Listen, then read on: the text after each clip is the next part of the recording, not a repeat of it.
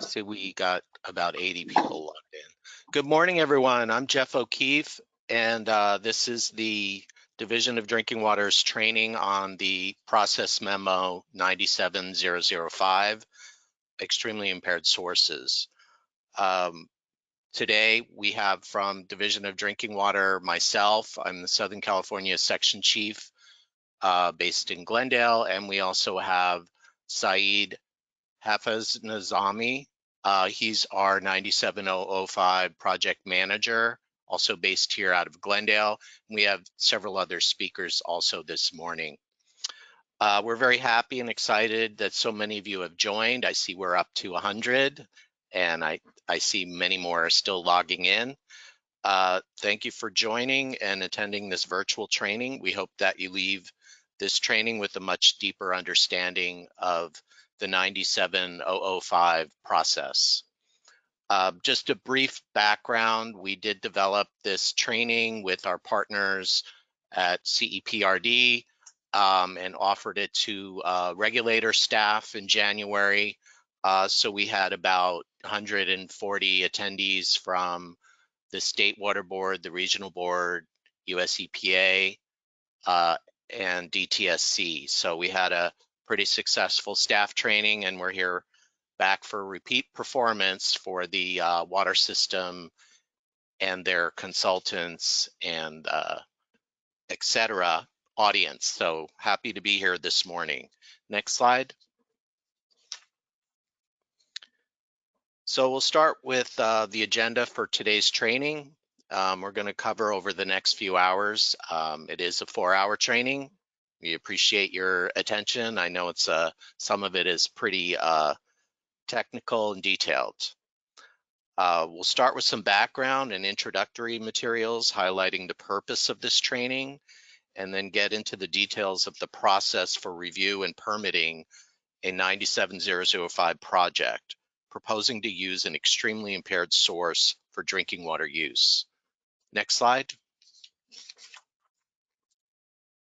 As I mentioned, we have several speakers today. I'll be leading off, and we'll also have some remarks from Marty Adams, who's General Manager of LADWP and the Chair of CEPRD. I'll explain what that is in a bit. And our Deputy Director for Division of Drinking Water, Darren Polimas, will make some remarks. And then we have speakers from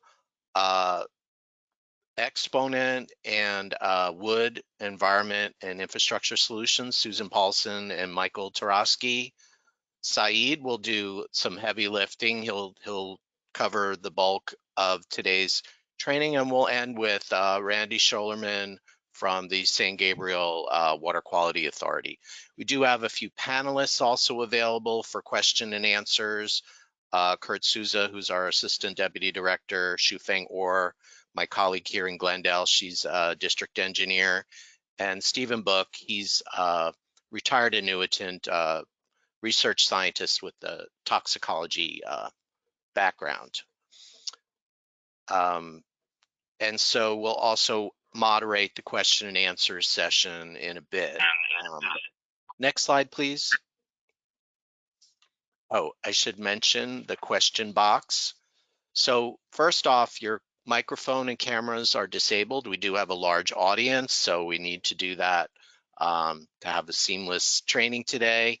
We do have a question box. If you look to your right of your screen, you'll see a control panel, and there will be a tab for questions. You can, you're encouraged to input any questions as we go along.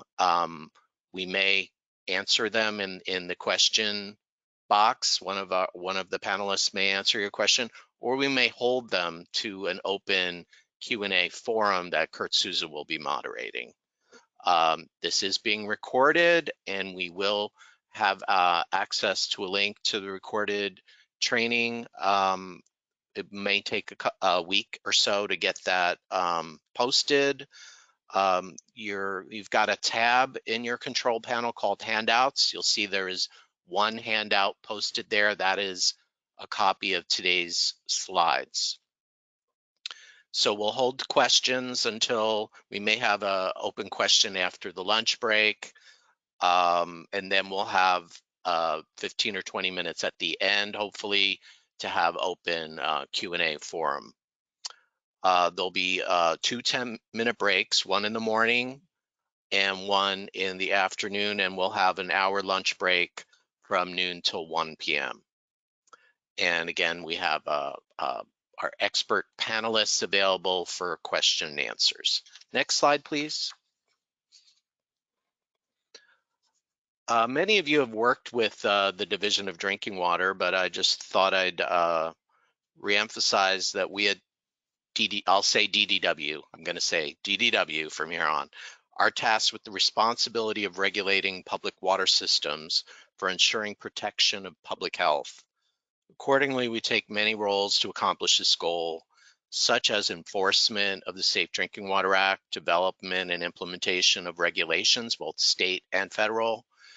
We issue water system permits to operate sources and treatment and distribution system facilities. We ensure compliance with state and federal water quality standards and other related regulations. And we conduct periodic inspections of drinking water treatment and source and distribution system facilities to ensure compliance with design standards. Next slide, please. Consistent with DDW's role of assuring that all Californians will have access to a reliable supply of safe drinking water, it is DDW's stance that only the best quality sources of water reasonably available to a water utility should be used for providing drinking water. Therefore, where safer alternatives exist, use of extremely impaired water sources should be avoided. Having said that, we recognize that in certain cases, the water produced from treatment of an impaired source can be an important local resource, especially if there are not many other choices for the water system and their available supplies are limited. And that's where the 9705 process comes into play to address the inherent risk, higher risk of these sources by establishing steps to review and evaluate the proposals to use these extremely impaired sources. Next slide, please.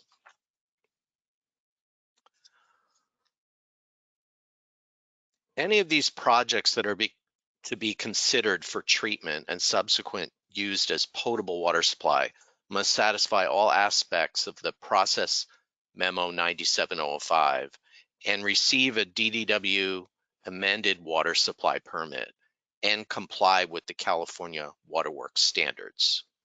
Next slide. So what is Process Memo 9705? Originally back in 1997, and that's where the 97 comes from, guidance was issued to drinking water program staff on how to permit the usage of extremely impaired sources of water for domestic use. This process memo establishes a process for permitting extremely impaired sources for potable use. A revised process memo 9705 was issued in 2020, superseding and updating the initial memo based on over 20 years experience gained from previous permit issuances, and to provide clarification to staff on how to determine if the proposed treatment process train is acceptable. We do have embedded links in the handouts. I believe they're active in the PDF that's in the handout side. So at the bottom of your screen, you'll see that there is a link to that memo itself. Next slide. So today we want to go over some of the key aspects of the 9705 process and discuss the supporting documents that must be provided by the project proponents, which is typically submitted by the water system and or their consultants, and how DDW staff would utilize these data and information to evaluate the projects. I should mention that these projects in many cases involve other regulatory agencies, such as the ones I named earlier that had the staff training, EPA, GTSC, Regional Board. For other aspects such as site cleanup and contaminant mass removal and containment. So we want to emphasize the importance of collaboration with these partner agencies such as EPA, Regional Board, and GTSC. We already have held the training similar today with those partner agencies. Next slide.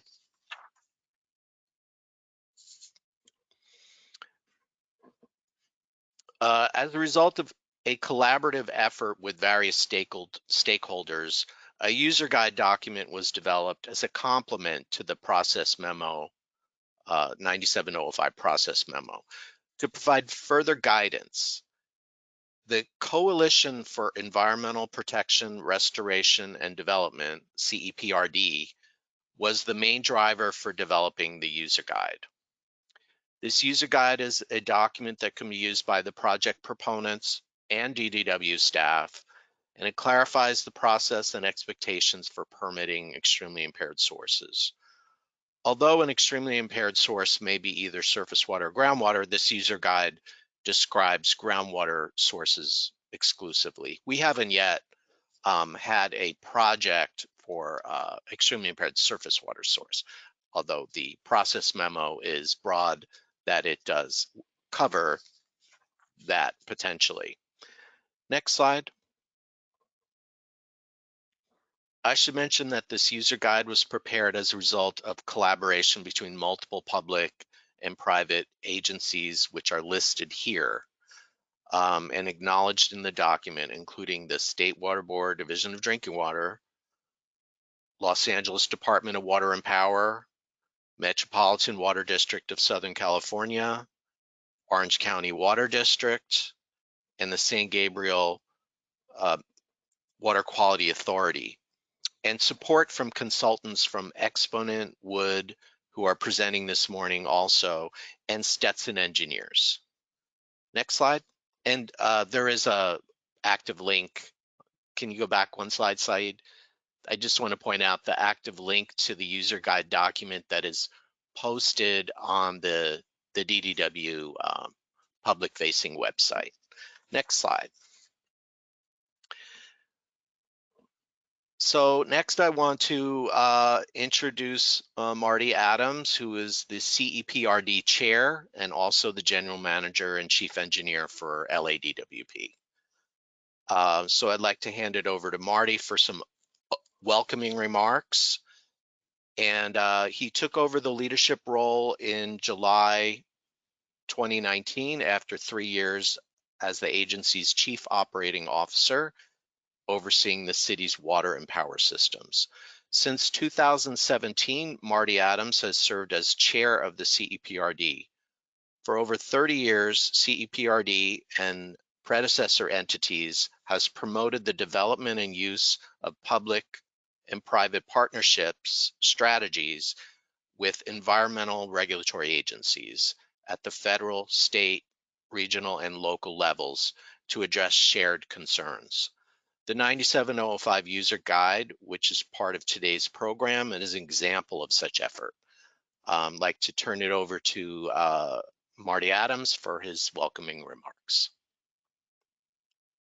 Okay, and Jeff, this is Chris Campbell, and Marty is on the road and trying to connect us, having some technical difficulties, and so hopefully he'll be able to join before we finish. But on behalf of Marty, CEPRD, and our private and public sector partners, we want to thank you and the DDW team for helping to make this effort possible.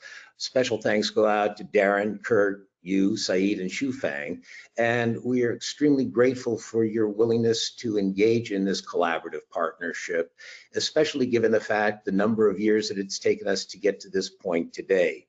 You've covered most of it with regard to the background in the formation of the effort and the development of the user guide. But I would just like to add that with the emergency drought conditions that we face today, that using every possible drop of water available is more important than ever. And to the extent that this updated 97005 effort may assist us in that regard, we're extremely grateful for your willingness to participate in the effort. And to the extent that we can make better use of our groundwater basins, we will all be contributing to addressing this crisis and hopefully developing strategies for the future. So I would hope that Marty would be able to join us at a point in time, but in the meantime, on with the show. Yeah. Chris, can you hear me by chance? Oh, there he is. Yes, I don't, am I visible? No, we don't see you, Marty, but we hear you. Marty, So hit your anyhow, camera. is the camera on? Is it a miracle? Oh, well, it's amazing technology these days, how we're all living through it. So Jeff, real quick, and not to repeat what Chris said, but Jeff, thank you for the introduction. I just want to really, again, thank the Department of Drinking, the Division of Drinking Water, as well as all the folks in CEPRD who've made this possible. Water is so critical this year, and storage is so lacking. And when we look at, the future of water and storage and capturing, groundwater is going to become even more important, not only this year, but in the years moving forward. So the ability to make the 9705 process work and expedite it and find ways to recapture our groundwater basins and the full use is going to become more critical than ever before. And so, Jeff, again, thank you for your leadership in this. Darren, Kurt, Saeed, Chufang, all the folks who from DDW who really not only participated, but really pushed us to do a good job in this and make sure that we put together something that was useful. I'm hoping that going through the user guide is a great process today, and that today's valuable for everyone. We appreciate your participation. CEPRD has been in this kind of, I call it the sausage making business for a number of years, really of getting together the people who never sit down together and really need to work through things. And so it's, approaching a problem like this from everybody's angle, trying to take all these things into consideration and coming up with the actual workable solution in real time has been, one of the values of a group like this convening together. And so from, everyone from every walk of life that has that touches water, is critically important, the work that's been done. And so thank you for joining today. Thanks for the folks from the state for your leadership on this and for helping us to convene this group. And I hope that today's a great success. I think it's an example of what we need to be doing in the years ahead to combat drought and climate change and all the things that we used to take for granted for water supply that we know that we can no longer take for granted. And so it's only going to be through working together that we keep this great state moving forward. So again, thank you for joining today. Sorry couldn't be there. I think we lost Marty. If we could maybe mute Marty. I'm sorry for that feedback. Marty must be hitting the mountains or somewhere where you can't hear him. All right. Thank you, Marty. We're going to move on, and next I'm going to introduce the DDW Deputy Director, Darren Palimas. He will share some opening remarks. Good morning, Darren. Darren's been with the State Water Board for 29 years. It's worth noting Darren was also the former Deputy Director of the State Water Board Division of Water Quality, amongst other important roles at the State Water Board. And they had some of their staff also attended the regulator training in January. Darren is a licensed civil engineer and holds a BS in agricultural engineering from Cal Poly San Luis Obispo. Darren, thank you for joining us today, and I'll turn it over to you for your remarks. Thank you. Thanks, Jeff, and thanks for the introduction. As has been mentioned here, this training, this manual, this guidance document come from a collaboration of interested parties. And I think it's important to note that all those parties wanted to get to the same goal. That goal being to understand a complicated process, complicated by circumstance, that is of a necessity to both make sure we address the need to be protective of human health and the drinking water we serve. I know all of you that are working in this area hold that near and dear, and the need to be trusted about the delivery of that water. Those are essential components of all of the policy work we do and the regulatory work we perform. I like to think of this guidance document and this training today as not providing really a shortcut. So if you signed up thinking this was going to be the easy process, that's probably not going to happen. This training, this document, they were not to make it easier, this whole process easier, but rather to make it doable. By understanding what the process is, that obviously leads to much better success of those that undertake it and follow through, and sequencing of events and all that kind of stuff can really make for a much more successful project in the end. And that is essentially our goal, to make sure that we accomplish that together, both from the regulatory side, the water purveyor side, the consultant work side, to have everybody with foreknowledge and moving forward into the process and being able to come out of that. And as Marty and others have said, this is a very important part of the state's water portfolio. We know and address that, and I think you'll find that there'll be much information today to lead you into that goal. So that's it. Thank you. Have a good training, and enjoying the process here, and you're in good hands with our team. Thank you, Darren. And I just want to say I'm embarrassed, and I have to apologize to Marty. I had a headphone issue, and I thought that Marty's audio was cutting out. So I think I prematurely cut him off. So my apologies to Marty, and this is going in the trash can. Sorry about that again. I hope he was able to wrap up and finish his comments. And again, I'm embarrassed, and my apologies to Marty. And Marty, if you're out there still, hey, sorry, guy. All right, next, I think we're going to move on to the next two presenters. And we have Susan Paulson from Exponent and Mike Tyrosky from Wood, who are involved in the preparation of the user guide. And they're going to be talking about the role of 9705 projects in the California water supply.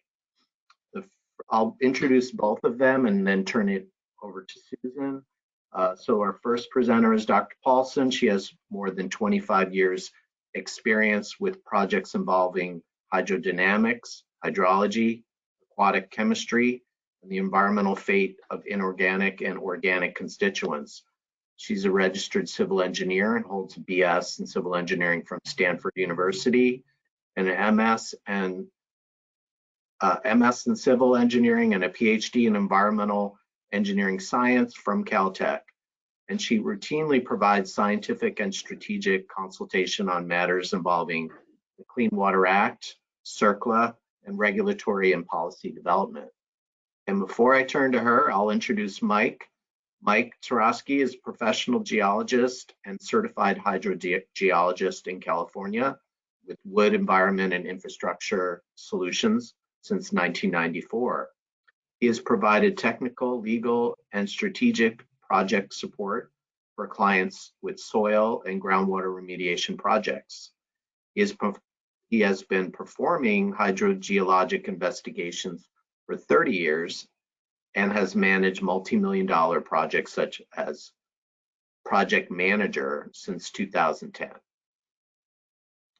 He also teaches a short course in groundwater contamination and remediation, principles and practices, hosted by Northwest Environmental Training Center.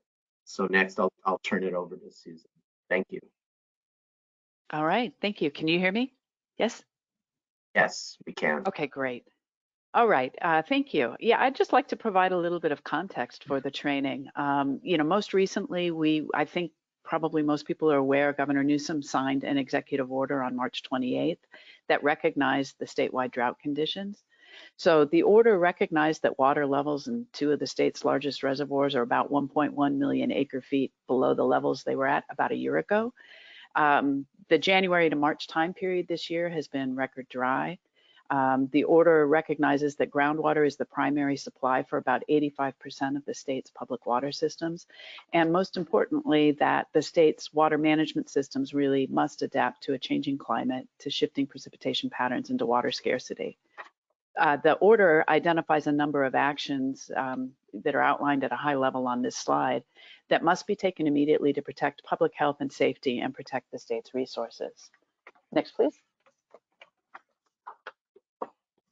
So the 2021 water year was among the driest on record, and the drought map on the left, which was it shows conditions in July 2021, shows just how deep that drought got. We did have wet conditions in October and December, and I think we all hoped that that would provide some relief, but the relief has been limited because, again, our winter has been among the driest on record. The entire state remains in a drought condition, and many major reservoirs have significantly less water now than they did when we were going into the dry year of 2021. So we expect drought conditions to worsen as 2022 continues. Next, please.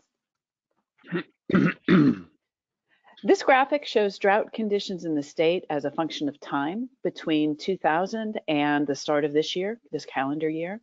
So what you can see is between 2014 and 2017, there were large portions of the state that were classified as being in a state of exceptional drought, the worst kind of drought. Climate change is expected to increase both the frequency and the severity drought as a result of two primary factors. First, hydrologic patterns are shifting and precipitation will be a little bit more volatile in the future. And second, and especially today, I probably don't need to remind you, but temperatures are increasing, and that depletes soil moisture, reduces humidity, increases evapotranspiration, and the amount of water that plants need to thrive. So together, all of these factors mean that we need to plan for a more uncertain water supply future. Next, please. One other key factor is the snowpack. So we expect changing climate to reduce other important sources of supply like snow. So less of our precipitation in the future is expected to come in the form of snow, and snowpack is expected, like this year, to melt earlier in the season as temperatures rise. So the figure on the left here shows the end of season, and which is April 1st, the end of season snowpack in 2010, which was about as close to an average or a normal year as we will ever see. And the figure on the right shows the snowpack at the end of season in 2015, which was a critically dry year in the middle of the last drought. Now we appear to have a little bit more snow than the figure on the right now in 2022, but with the heat that we're having over the first half of April, we don't expect much of that water, that snowpack, to turn into supply. It's disappearing quite quickly. So in the future, we expect more years like the one on the right and fewer normal years like the one on the left. Next. So it's been mentioned a couple of times already, the state's groundwater basins are a major component of the state's water supply.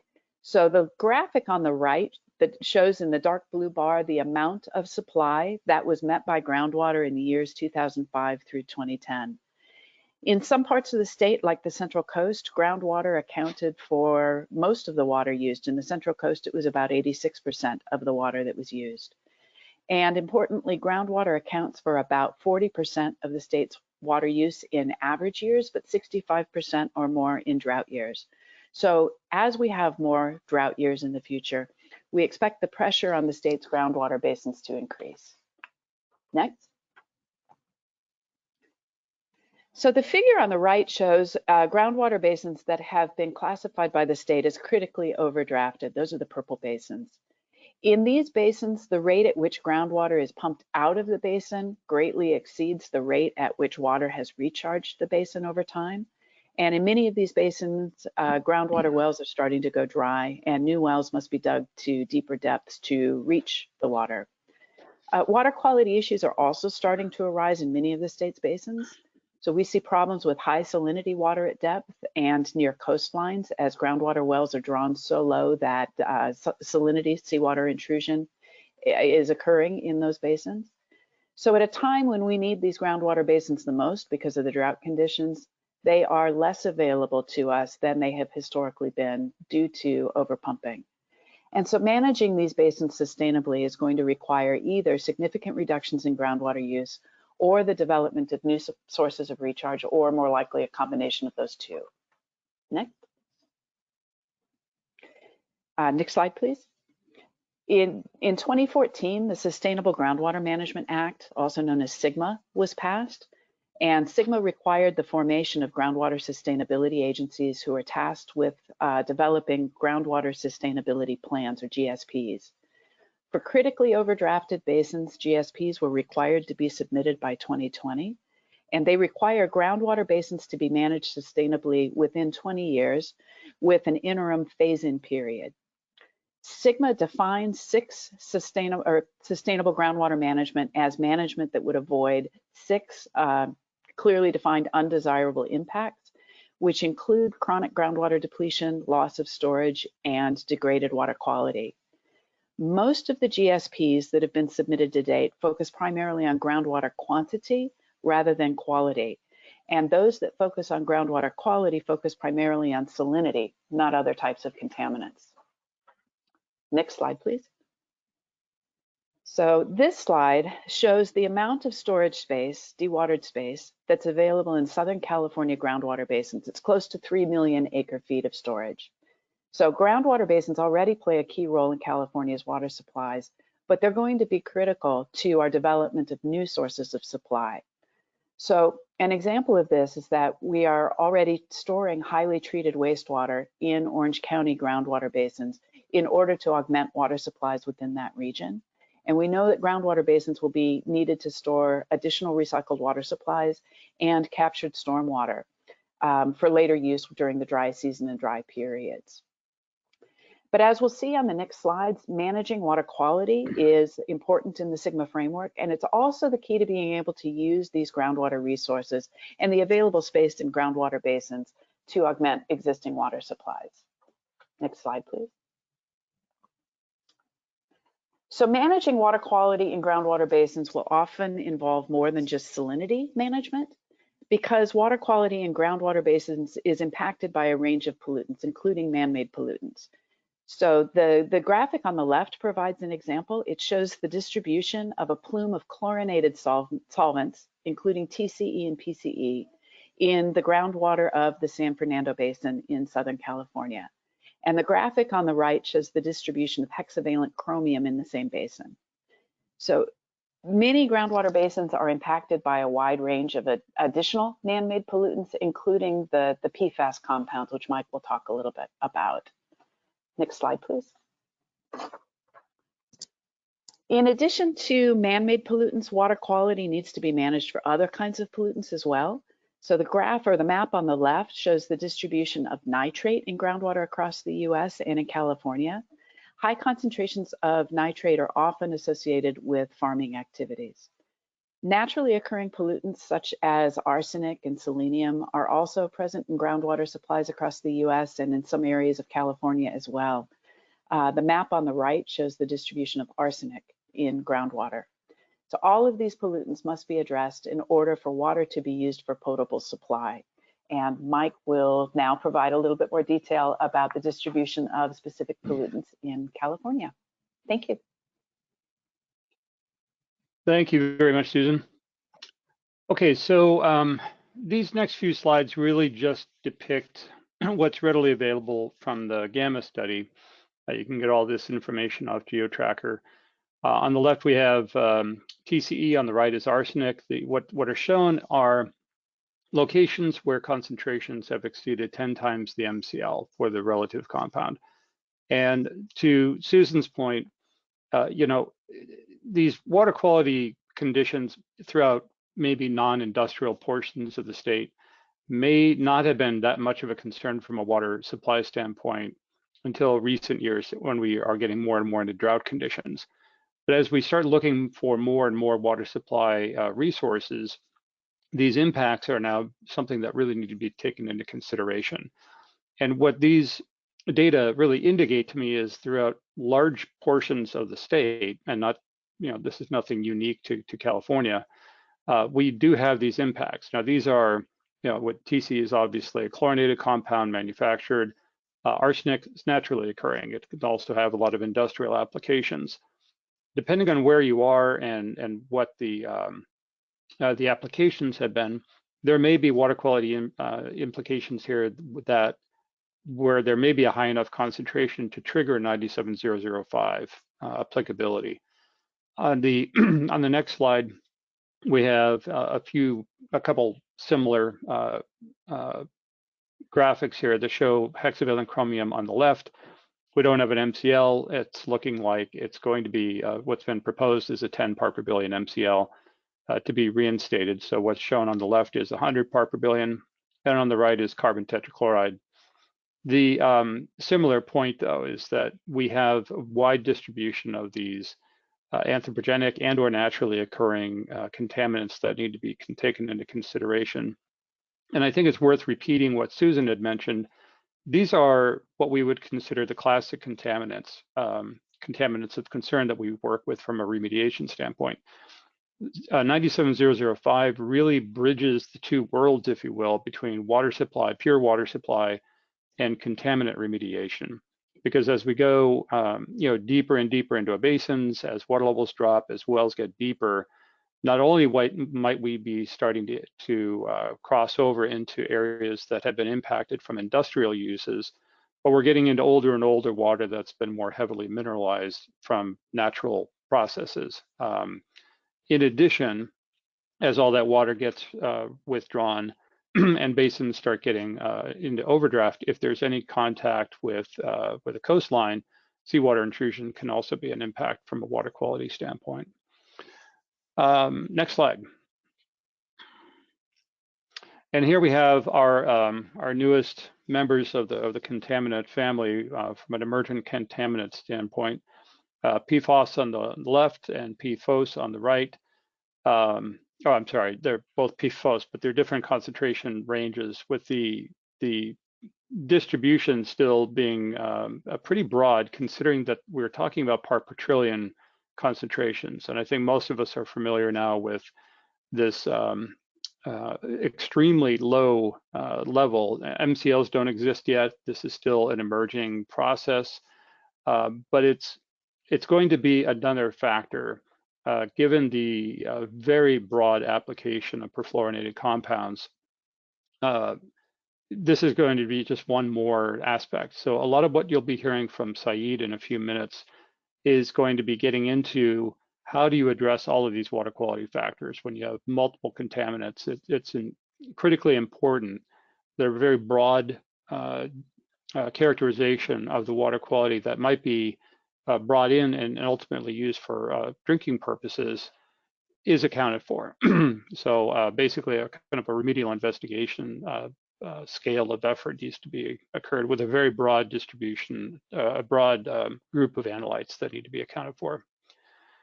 Next slide, Saeed. So, and particularly with respect to the perfluorinated compounds, this first bullet is worth pointing out. I'll also mention that even compounds that have been emerging for quite a while, like 1,4-dioxane, still don't have MCLs. So the MCL process is a time-consuming process. There's a lot of factors that need to be considered. With hexavalent chromium, we had an MCL, and the courts decided that hadn't been properly developed. So now that's in the process of being redeveloped. So there's sometimes a step back as much as a step forward. As we've said previously already, and you'll hear throughout this presentation, the water supplies are obviously in more urgent need now than ever, with this particular year starting off on a very bad foot. So the 97005, again, provides a real framework for us to be using as we look for more water supply and augmenting losses of water supplies that many municipalities and industries have been previously reliant upon. So the overall objective is to protect the human health while still allowing water supply development to proceed. And again, this framework leads to a structured process for incorporating those new chemicals and new information, particularly risk assessment information over time. And you can see over on the right where we have declining groundwater levels. This is synonymous with the slide that Susan showed earlier with basins going into overdraft mode. And it's a little bit hard to see here on the lower right, but it's another view of just where we are in our water supplies this year, which is obviously not good. So more of a need now for 97005 and other similar programs as ever. I think that is my last slide. So Saeed, I think I'll be handing this back over to you. Before we turn it to Saeed, I will introduce Saeed. I want to mention that this training is eligible for 4 hours of CLE credit for attorneys and 4 hours credit for the operator certification contact hours. So I don't think we figured out the logistics of who gets which certificate, but we will be sending those out for all attendees. Please try to attend the entire training in order to receive that credit. So I'll introduce Saeed. Saeed Hafez Nizami has been with Division of Drinking Water since 2017 when he joined the Recycled Water Unit. It was his first assignment at DDW. In his previous role, he reviewed and managed multiple indirect potable reuse projects. He was also involved with the development of the direct potable reuse criteria and gained experience in microbial risk assessment. Saeed has recently joined DDW's field operations branch in this new role as the 9705 project manager. Saeed, will turn it to you. Thanks. Thank you, Jeff. And good morning, everyone. My name is Saeed Hafez Nizami, and I'm going to be walking you through different steps of evaluating a 97005 project. So first of all, to talk a little bit about history, the process memo was originally developed and issued in 1997 as a policy memo, and it was done to address proposals to use water generated from large remediation projects. Then the first revision to the memo came later in 2015 as a draft document, which was posted for comments and received limited number of comments, and then finally officially issued in 2020, which is the most current and recent version of the memo, called the revised process memo 9705-R2020, and that is what we will go over its contents together today. So what's in the revised memo compared with the original 97 memo? The 2020 version includes an updated and further defined definition of what extremely impaired sources are. As a practical evaluation method for DDW, the Mcl Equivalent methodology was added for evaluation of proposed projects, which we will go over in detail later. And finally, the effect of naturally occurring contaminants on evaluation of performance standards and risk assessment was taken into account, which again is something I will be discussing in more detail later on. And as Jeff mentioned before, we have the links for the original document that we're talking about embedded in these slides. So before we dive into the process memo 9705 and the evaluation of these projects, there are some definitions that we need to review and get familiar with, because we will be referring to these throughout the day. And again, there are links provided here that you can get more information on each one of these topics. So the first term is the public water system, which has a legal definition. It is a system providing water for human consumption to at least 15 service connections or 25 people per day for at least 60 days of the year. Next definition is a domestic water supply permit, which a public water system is required to have to operate, and to obtain it, they must submit technical reports and application for a permit pursuant to the Health and Safety Code. And as you know, that is the work done through DDW's district offices. And you may hear the term operable unit, which is an EPA term, and according to the EPA's definition, it is a distinct area of a cleanup site that may address a specific problem with that area, with that site, or areas with a specific action needs to be taken to address those contamination problems. Next, we need to talk about some very important terminology about contaminants and their concentrations in drinking water. First term is public health goal, or PHG. PHGs are established by the Office of Environmental Health Hazard Assessment, or OEHA for short, And a PHG is the level of a chemical contaminant in drinking water that does not pose a significant health risk if consumed for a lifetime. PHGs are not regulatory standards. However, the state law requires the State Water Board to set drinking water standards for contaminants as close to the corresponding PHG as it is economically and technologically feasible, which takes us to the next definition, which is the MCLs. And MCLs are health protective standards that are adopted as regulations. In some cases, it may not be feasible for the State Water Board to set the drinking water standard at the same level as the PHG, again, due to either the technology or cost of treatment being prohibitive. Once OEHA establishes or revises a PHG for a contaminant that has an MCL, then the State Water Board needs to determine whether the MCL should be considered for possible revisions. And DDW adopts and enforces both federal MCLs established by the EPA as well as state-specific MCLs when a federal standard is not yet established.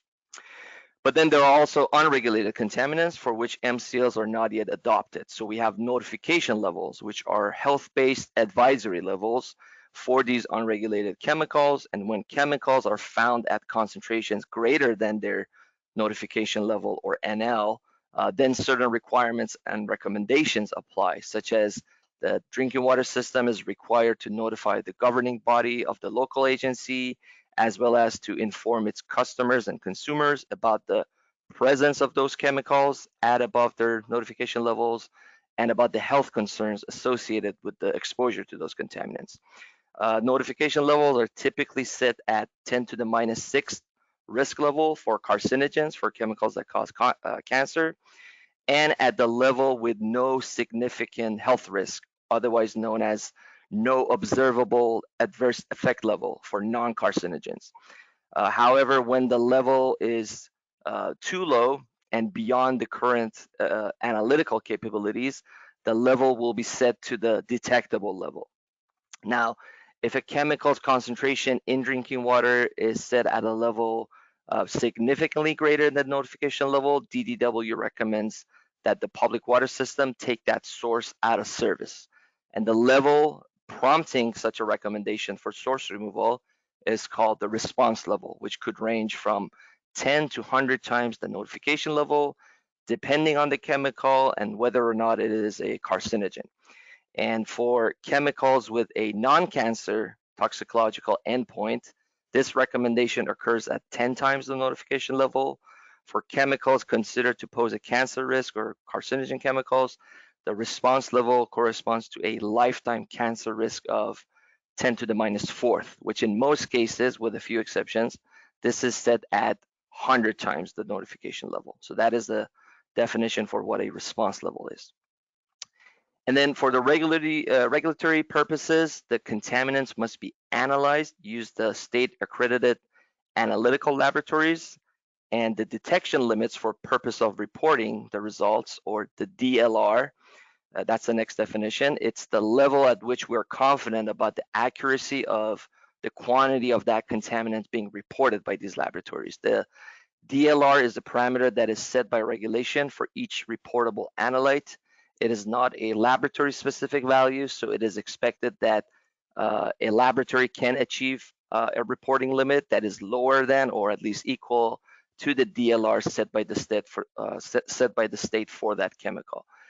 For some chemicals, the DLR affects the technical feasibility of revising the MCL by limiting the extent to which the MCL can be lowered. Next definition is similar but specific for PFAS chemicals, which do not have DLRs, and DDW has already issued monitoring orders for them. So we have for PFAS chemicals a specific reporting limit called Consumer Confidence Report Detection Level, or CCRDL. And if a PFAS constituent is confirmed to be above this level, the water system must report the finding in its consumer confidence reports.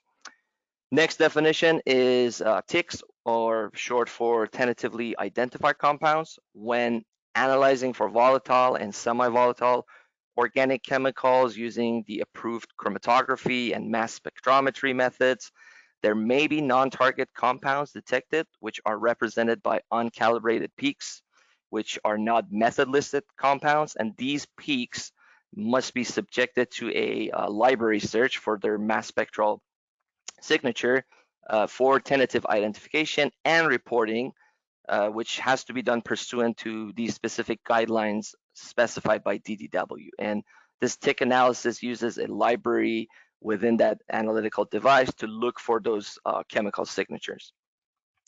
And we also have a protocol describing the analysis of impaired waters for different elements. So that's the elemental analysis protocol, which includes elements with primary drinking water standards such as arsenic, elements with secondary standards such as iron manganese, and other elements with notification levels such as boron, as well as 15 other elements. So it's basically combining 2 EPA methods to analyze these elements. And finally, we have this general term CEC for chemicals or constituents of emerging concern, which represents new and unregulated contaminants such as pharmaceuticals, personal care products, and other chemicals present at low concentrations that have various health effects. And finally, we get to the definition of an extremely impaired source, which is described in the process memo 97005. A source would be classified as extremely impaired if it meets at least 2 of the criteria listed here. So this classification is included in the document and you can refer to it, but basically to summarize it, the criteria includes high concentrations of contaminants exceeding 10 or 3 times the MCLs or notification levels for chronic and acute contaminants respectively. Other criteria include when the source is inadequately characterized or is threatened by known contamination plumes in the area, or when we have a mixture of contaminants of health concern present in that plume. So as Jeff mentioned before, most of the actual example or all of the actual examples of extremely impaired source projects are contaminated groundwater sources. However, the definition is broad enough and it could potentially include other sources such as, for example, a sewage effluent dominated surface water. I should also point out that the extremely impaired sources that are considered and discussed here for permitting as a source of drinking water, they do not include those shallow hotspot wells that are used for extraction and treatment system, because the concentration of contaminants in those specific scenarios could be hundreds or thousands times greater than the MCLs, and therefore not a suitable source for drinking water purposes. And we will come back to this point later when I'm discussing the risk assessment of these proposals. So what are some examples of these extremely impaired sources? Here are some examples of past activities that have led to impairment of groundwater sources, such as VOCs or chlorinated solvents, or other types of contaminants, synthetic organic chemicals, all leaking into the groundwater originating from various industrial or aerospace or agricultural activities and facilities over many past decades. So with that background, here's an overview of the 9705 process for permitting an extremely impaired source. First of all, I should mention that there's no such a thing as a 9705 permit, but rather the process memo 9705 provides guidance to DDW staff on how these extremely impaired source projects can be used as a source of drinking water and can be permitted. A water system or project proponent must undertake these 5 major steps that are listed here to gather information and prepare technical reports summarizing the outcomes of each one of these steps. And those technical reports will be the key supporting documents that we at DDW utilize during our evaluation and issuance of the permit. This process involves receiving extensive amount of information, data, assumptions, analysis, and conclusions from the project proponents. So we're going to go over each one of these steps one by one, so I'm not going to read them now, but I just want to mention that the steps that we are talking about here in this evaluation process are sequential in nature, meaning each step relies upon the findings and conclusions of the prior step. So for example, the treatment equipment proposal and its features should proceed only after we've done a raw water quality characterization, because obviously without knowing the types and ranges of contaminants present or potentially present in that source water, we cannot come up with, selecting and designing effective treatment. And then besides completion of these steps and a review and approval by DDW, there are many other documents and steps that need to be completed prior to issuance of the permit by DDW.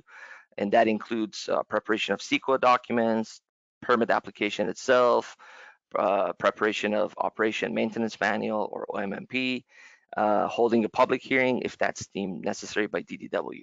So let's take a 5-minute break here. I know at the beginning we said a 10-minute break, so I'm sorry for deviating from that promise, but just to stay on track, let's take a 5-minute break and then we will resume promptly at 11 to continue with the rest of our morning session. So I will see you back at 11. Thank you.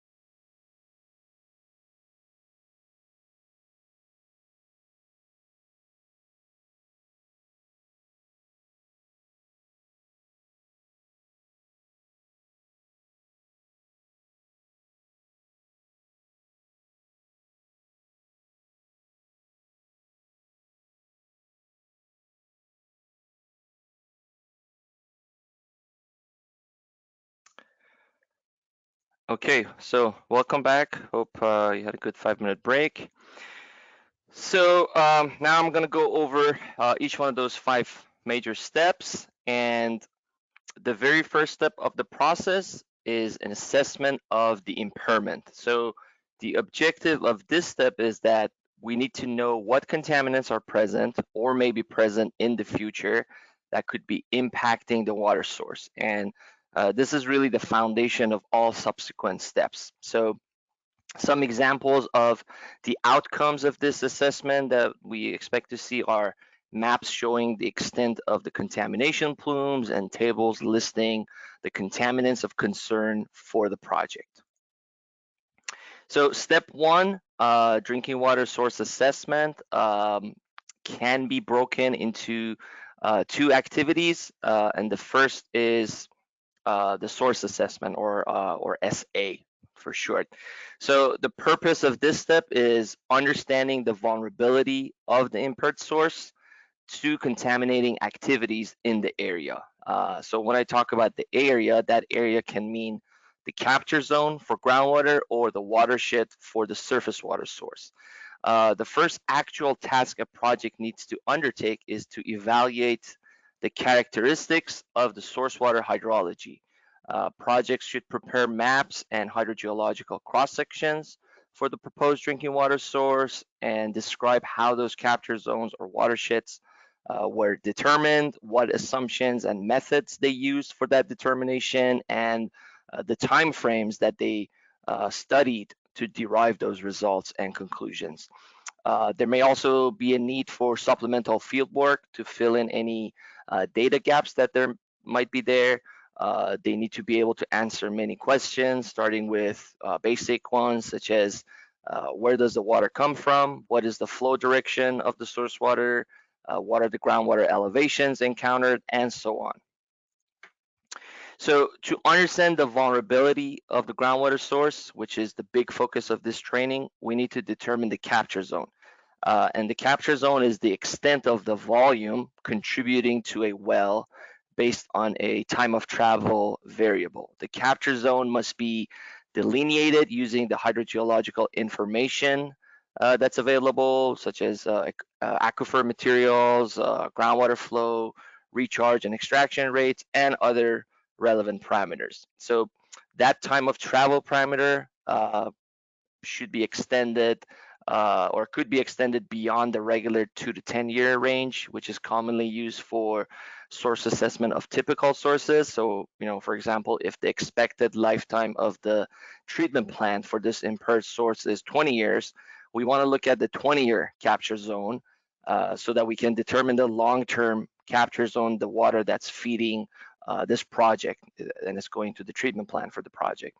The delineation method for capture zone could vary in terms of complexity, and again, it requires both field data as well as technical expertise to delineate it and to determine it. So there are a variety of numerical models available, both commercially or through open sources that could be used for this purpose. And again, it requires input to the models, such as hydraulic conductivity, recharge rates, geometry of aquifer and its boundaries, and so on.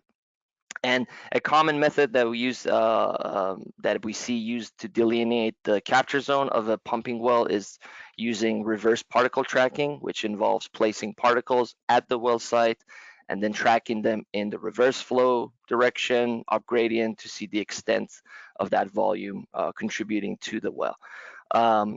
Other detailed factors to consider include the decision to use a steady state or transient model, again, depending on the nature of the aquifer and how fast the variables change in the aquifer or respond to changes. So overall, the key here is to have a good conceptual site model based on extensive data and thorough characterization of the aquifer, having as much information as possible. And because all these models are estimates, at the end of the day, we need conservative assumptions incorporated as a safety factor. So for example, the size and shape of the capture zone is affected by the rate of recharge or pumping in the area. So for example, when we want to model the capture zone, we need to assume continuous extraction of the water at its design capacity from the production wells that we are looking at. So to properly delineate the capture zone, the hydrogeology in the vicinity of the source water should be described. Many formats can be used, but commonly geologic maps and cross sections, as well as groundwater elevation contour maps, are used to present this type of information as part of this assessment. And these information serve a common purpose both for DDW purposes as well as for other regulatory agencies like DTSC and the EPA. So many of these projects have already undertaken a lot of these assessments for the site cleanup purposes. So here's an example of a reverse particle tracking using a calibrated groundwater model to trace the lateral extent of a capture zone for 3 different groundwater wells. And in this case, we see the 2, 5, and 10-year capture zone for these 3 production wells have been determined, showing the particle traces going to each well. For each well, we see a different color, and each arrow on this figure indicates a 1-year travel time. So based on the number of arrows you see here, we have 3 different capture zones delineated, and this modeling needs to be done for each aquifer zone or each layer contributing to the production well. So the more information we have, we can have a more accurate delineation of the capture zones. Here's another example of extraction wells located within the boundaries of an operable unit cleanup area, shown in the blue, and the green line shows the 30-year capture zone determined for these wells as part of a 97005 project. So these are just some examples for illustration purposes to kind of show you what types of maps and figures we expect to see to convey that type of information to us for our evaluation. So there are contaminating activities located within the long-term 30-year capture zone of this project inside this operable unit shown in the blue here.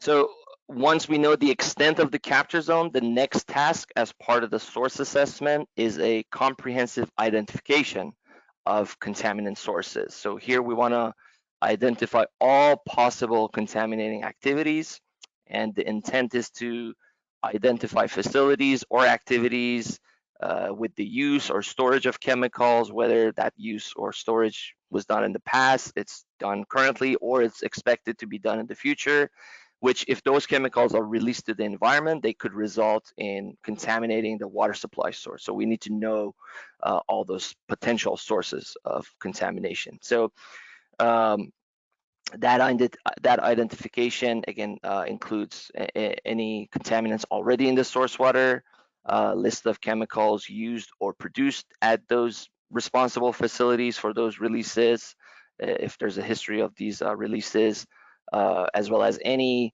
potential contaminating sources such as commercial or industrial facilities, disposal sites, spill sites, anything that's within that capture zone that could be a potential source. And these sources and potential activities could be identified using a variety of investigative methods, either by driving to the site or using GeoTracker database, reviewing reports, investigation reports done by the regional boards, DTSC, US EPA. So we want to look at maps showing the location of these existing or potential contaminating sources and how they overlap with our capture zones.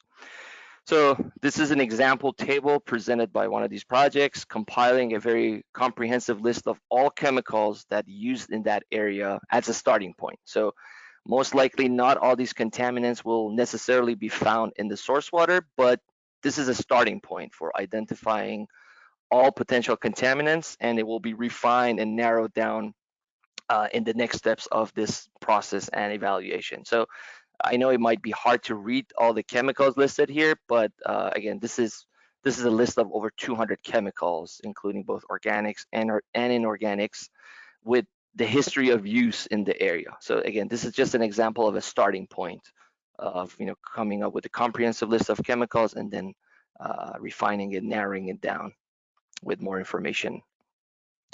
As another example for this assessment, the same map that we saw previously with the capture zone now is superimposed with the location of those potential sources of contamination that were identified in this step. Again, such as in this case are historical disposal sites that may have contaminated the groundwater or could have the potential for doing that. So now we want to mix that information with, with this map, with the capture zone that we already delineated. This is another example table, this time showing an inventory of all facilities in the area and the types of chemicals that these facilities use or store. And again, this could be helpful in identifying potential sources of contaminants. And to have a thorough identification, we need to make sure that the project sponsors have exhausted all available sources for identifying the potential contaminants. So again, databases and reports prepared by or for other regulatory agencies should be utilized in identifying the contaminants. So here's an example of a project listing all previously detected contaminants as part of a cleanup project for one of these operable unit projects.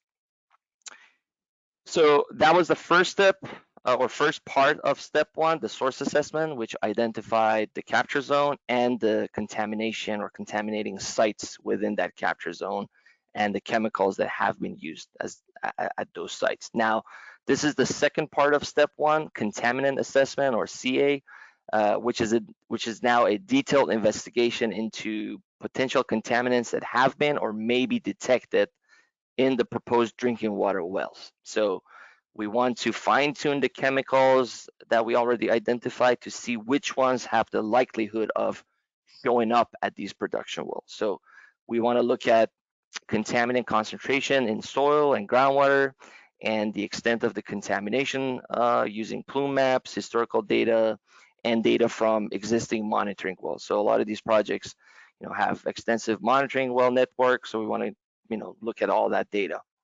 So the project proponents in this step, they need to consider the chemical property of these chemicals, these contaminants that have been used or generated or stored within the capture zone, and consider their characteristics, their fate and transport, any possible degradation byproducts, and then screen out the contaminants that are less likely to be present in the groundwater, but maybe add other chemicals, such as, again, degradation byproducts that could be formed and could cause health risks. And just to emphasize, as mentioned before, 9705 process is sequential, and the results of this step will ultimately assist with the selection and design of the required treatment for the project. So information we gather in this step will help us significantly later on when we are estimating the raw water concentration of these chemicals as the basis of our treatment design. So as part of this step, we need to ensure that all potential contaminants are considered. And here's a comprehensive list of contaminants to take into account and into consideration. So you have, everything from, Title 22 regulated MCLs, unregulated chemicals with notification levels, as well as other contaminants from other sources that are all listed here. This, again, does not mean that all these contaminants need to be analyzed for in the source water, but they at least need to be considered as part of that screening process on a case-by-case basis, so we have a good understanding of what is or is expected to be in this source water. So some special considerations as part of this contaminant assessment step are that if there's an existing remedial investigation or other environmental documentation as part of this cleanup project, they should be utilized as an information source. However, it should also be noted that cleanup projects typically focus on only a few major contaminants, and we need additional site-specific sampling and analysis because these projects are proposing for drinking water purposes. So that includes analysis for chemical contaminants that may not have been previously detected or tested for, or should have been tested at a lower detection level that is suitable for drinking water purposes. So, for example, contaminants like NDMA and 1,4-dioxane which are of interest to DDW at very low levels, may not be the focus of the ongoing cleanup project. So we look at these projects through a drinking water lens. This assessment should also include tick analysis that I talked about before for non-target compounds. And again, the purpose of a tick analysis is to screen for potential presence of chemicals that had not yet been previously identified. And then in addition to tick analysis, the elemental analysis may also be necessary if the presence of inorganic contaminants, for example, become a concern. So as I mentioned before, if there's an existing system of monitoring wells at the site, data from those wells should be utilized for contaminant assessment. So for example, data from existing EPA monitoring wells provide a good representation of concentrations, upgradient of the proposed production wells. So we have an example here where we have very high concentrations of VOCs that have been detected at a Superfund cleanup site overseen by the EPA. And in this case, the EPA has considered PCE as the key indicator chemical in that operable unit. And it's done so because that PCE in this case has the highest historical concentration and very widely distributed. So PCE in this case will be the determining factor for the design of the down gradient treatment system at the production wells. And it should be also pointed out that this data shown here most likely contains higher concentrations than what is expected at the production well, because these wells are targeting the contamination source and they're screened at certain intervals, opposed to the production wells drawing water from different screens. So based on the information gathered in the previous steps, the water system or the project proponent, they should present maps showing the intersection of the proposed capture zone with the contamination plumes. So here's an example showing the concentration contour map of TCE in relation to the location of extraction wells. And the map is showing the concentrations, in this case, exceeding the MCL by up to more than 2 orders of magnitude in certain parts of the plume. So these are some of the types of maps and figures that we expect to see as part of this step of the process. So now we can move on to step 2, which is the full characterization of raw water quality, and its end product is estimating the contaminants concentration that will be fed into the treatment system. So the project needs to determine all contaminants that currently are or will be present at the production wells, and then estimate their maximum concentration as a basis for the treatment design.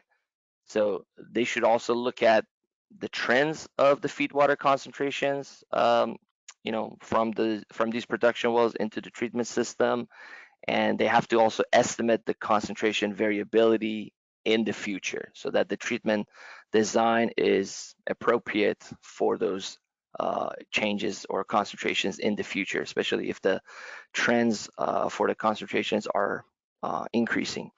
So if a mathematical averaging or modeling technique is used here, all those assumptions must be described and justified.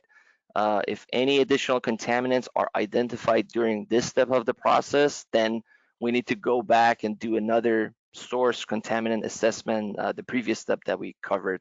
So that would be warranted if we find new chemicals in this part of the assessment. So as I said before, for this step of the process, once we identify the contaminants, the project needs to also assess the variability of the contaminants that are expected at the production well, so that the treatment design is capable of handling those concentrations. So for variability of concentrations, we need to look at parameters such as hydrogeology of the source, seasonal conditions, pumping rates, or groundwater elevations to see which one of these parameters influence the water quality, and to see if there's any trends or correlation between these variables and the concentration of contaminants. So it is important that the project conducts a statistical analysis of the available water quality data, look at those concentration trends to estimate the future concentrations that are expected at the wells. So for example, if we see increasing trends for the concentrations, that indicates that the contaminant levels have not yet stabilized and may continue to increase. So the proposed treatment needs to be designed accordingly for those rising concentrations. Although this analysis is inherently a case-by-case process, and we do not have a prescribed method across the board, but the project should include clear explanation of how this characterization was performed or why they used a specific type of statistical analysis. And this analysis needs to incorporate all available site-specific data. So for example, the up-gradient monitoring well data are very good information and valuable because they represent groundwater that is anticipated to arrive at the production wells in the future. So we want projects to look into all of that available data. And then there are many available tools for this type of analysis for environmental data sets. So there are software that are supported by the EPA or other agencies that could be used for these statistical analysis. And then very importantly, in this step, the project should also consider the degree of uncertainty in the data because no matter what, there will be some uncertainty with the data that's collected. So to address that uncertainty, they need to propose a safety factor and apply that safety factor to those concentration estimates for dealing with that uncertainty. So for example, if the plume is well established, we have a lot of information about it, then a lower safety factor may be warranted. But if there are different factors impacting the plume, such as new wells are planned to be drilled in that area, or any other different variables that could move or shift the plume, or the concentrations could increase, then we need a higher safety factor, again, to account for that uncertainty going into the future. So here we have a few examples. We have trend charts for a 9705 project, looking at concentrations of PCE and TCE at 2 production wells over a period of about 8 years in this example. And we have graphs that compare the concentration variability, and they compare those concentrations with pumping rates. So pumping rates is one of those variables that I mentioned earlier. We want to look to see if there's any correlation, if there's any trends, observable between the two. So looking at these example graphs, we can make different interpretations by either detecting a visual or statistically significant trend. But in some cases, there may not be an observable or statistically significant trend or correlation between these variables and the concentration. So for example, the TCE data in well 1 here shows observable correlation to the pumping or non-pumping status, but at the same time, the PCE data does not show such similar correlation. And then for well 2, we can actually see a statistically significant upward trend for the PCE data that's observed to the right. However, the TCE graph shows variability, but without any discernible trend. So again, just as an example, we want these projects to gather all this information and look at these types of variability in the data. So here we have another example where in order to provide projections for future water quality in the production well, a project primarily used and relied on monitoring well data, again, because that data represents groundwater that's anticipated to arrive at the production well in the future.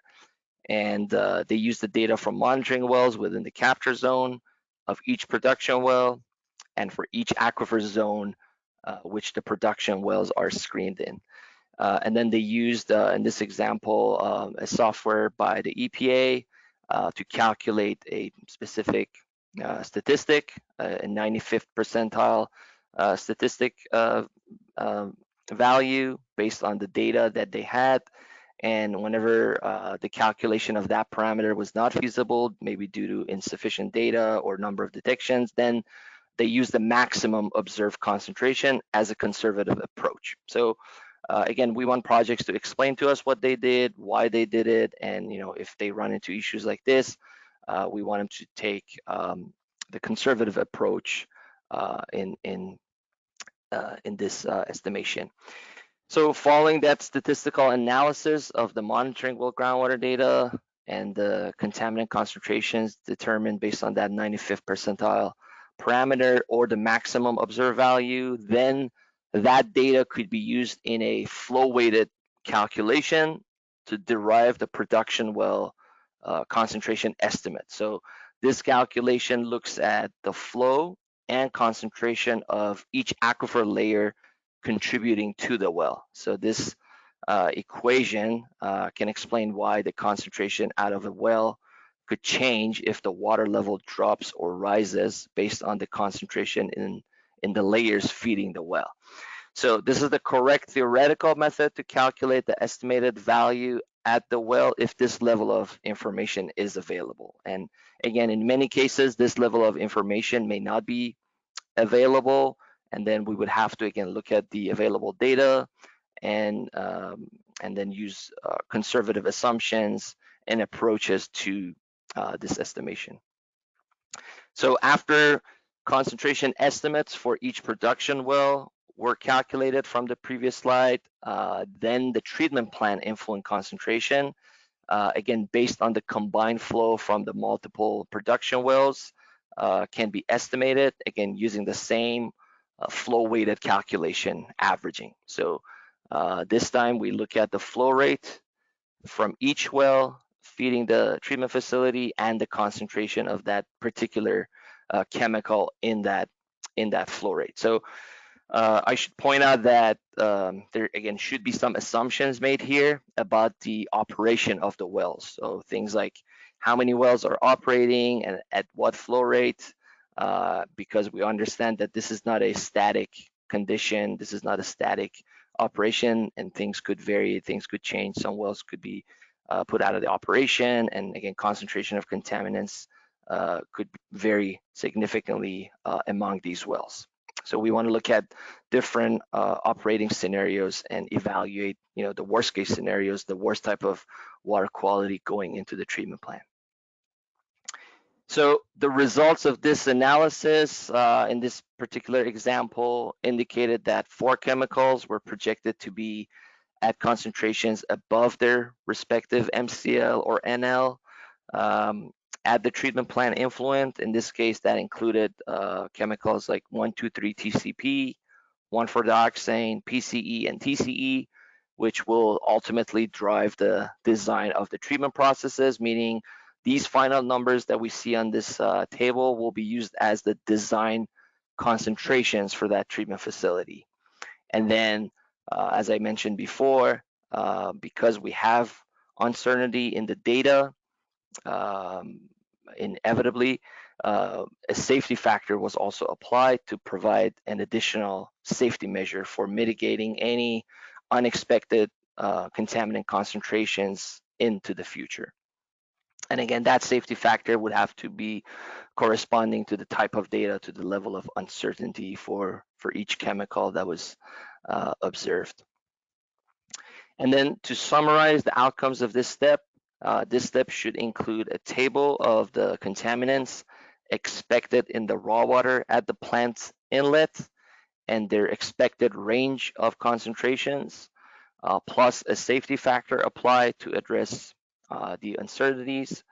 And we also want to have a second table prepared, which would list additional potential contaminants associated with the contaminating activities, which are not included in the first table, but these compounds or chemicals could include, for example, those that are associated with the releases or have been found in the soil or groundwater near the contamination site, but not yet at the production well. So these contaminants may or may not be factored into the design of the treatment plant, but they should be monitored for at an appropriate schedule at the production wells and at the upgrading and monitoring wells, so we have an early warning if these additional chemicals are appearing in the area.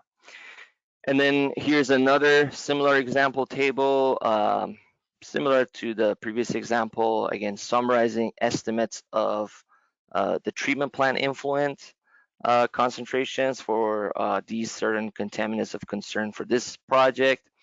And the estimated concentrations are again calculated based on a flow weighted average of the different wells contributing to the treatment plant. In this case, they had 4 wells feeding the plant, and then using the maximum level of contaminants detected at each well.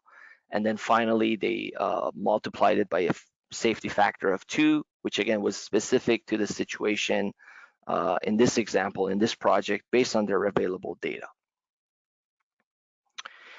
So that was step 2. Again, that's a very critical step that basically lays the foundation for the next step for the treatment. But before that, we also have a step 3, which is drinking water source protection.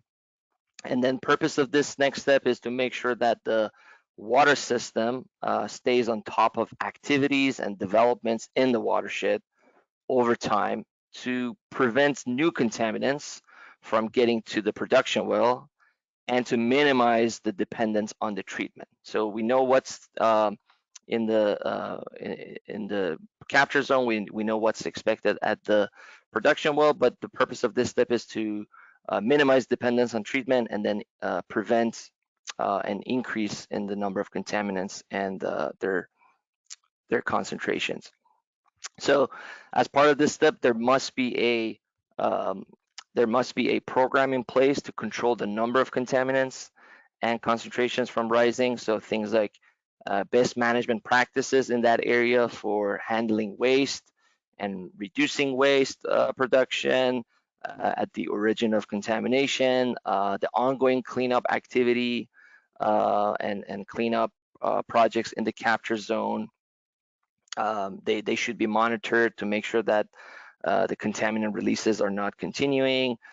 So that's why it's important to have the water system and DDW have communication and coordination with each other and with other permitting and regulatory agencies that are involved with those cleanup projects.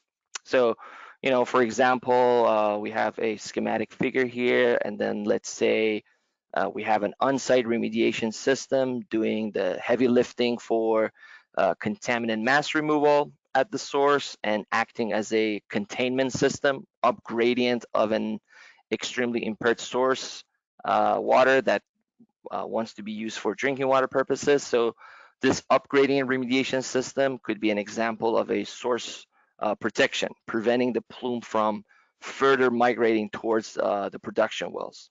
Or it could cause the plume to move or shift due to various pumping and reinjection activities that could take place at the source, which could potentially cause water quality to change at the production well. So again, the idea here is that the public water system needs to be aware of the status and progress of these upgrading activities as they may impact the water quality at the production wells. So now we get to step 4, which is the effective treatment and monitoring. And I'm sure many of you have been waiting for this step, which is actual treatment and removal of contaminants to produce safe drinking water. But again, I want to emphasize that all the previous steps must be thoroughly completed in order to come up with the appropriate type and level of treatment to be designed and operated in this step. So again, the purpose of this step is to ultimately treat the contaminants of concern that we have detected to the lowest levels possible. So it is very important to keep in mind that the intended use of water produced by these projects that we're talking about today is for drinking water.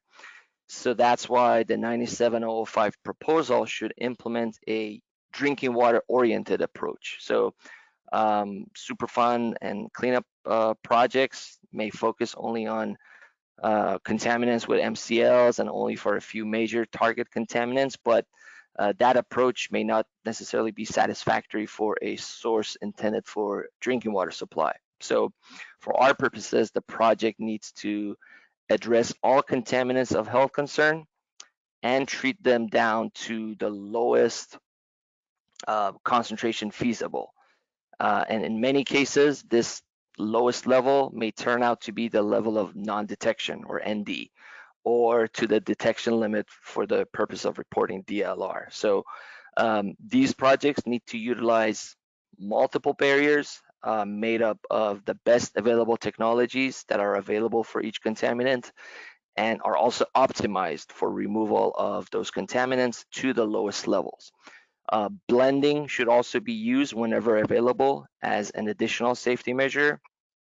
And then due to the higher degree of risk associated with these impaired sources, 97005 projects will need more extensive reliability features for the treatment plan, such as routine inspections, monitorings, alarms, shutdown triggers, and all these other measures to protect the customers from any failures that may occur in the treatment and exposure to these contaminants. So that's why we expect to see more safety features in these projects. And also we have the supplemental upgrading monitoring wells as part of the requirement for these projects to provide us early warnings, again, in case we have some unexpectedly high concentrations or new contaminants moving toward these production wells. So here are the main elements of a successful step four, which I'll be going over each one next. So first one is performance standards of treatment. So for establishing the performance standards, we want to look at the results of the previous steps, the raw water quality characterization. So we start with the list of contaminants identified and their estimated concentrations, their maximum numbers expected going into the treatment plant. And then the treatment objective for all contaminants should be set to the lowest level feasible, as I mentioned earlier. And they must comply, obviously, with the MCLs for regulated contaminants at all times. In cases where the MCL is higher than the PHG, the public health goal that I defined at the beginning of the training. So for example, some chemicals could fall under this scenario where the MCL is higher than the PHG, then the treatment goal should be set as close to the PHG as possible. And the rationale here is that these sources have multiple contaminants of health concern, so we want to minimize the cumulative risk of contaminants. So that's why we want to go above and beyond the MCLs. We want to be as close to the PHG as it's possible. In addition to the regulated contaminants, treatment should also be optimized to reduce the concentration of unregulated contaminants below their notification levels, if the notification levels have been established for them. So next step after performance standards is selection of the treatment technology, and the treatment train may require multiple processes to address contaminants in the source water. So we want to look at a process flow diagram showing the sources, the proposed treatment units in the order of operation, and the location of different components and facilities like the wet wells, booster pumps, chemical injection points, mixers, reservoirs, and very importantly, the sampling points for water quality monitoring. And the water system should select the treatment technology that's capable of treating target contaminants to the lowest levels feasible and propose them to DDW. And then DDW will communicate with the system and will advise the project whether or not a treatment technology is acceptable. The project should also, very importantly, consider the potential adverse water quality effects of these treatment technologies. So things such as potential byproducts from each treatment process, or the impacts on the corrosivity of the effluent water to prevent any unintended consequences. That's also something we look into very carefully. DDW staff will look at the stability of the end product water, again, to make sure things like, or issues like colored water or lead and copper rule violations due to increase in corrosivity does not occur as a result of these treatment technologies and these processes. And depending on the proposed treatment process, a pilot study may be needed, especially if we have new treatment technologies being proposed.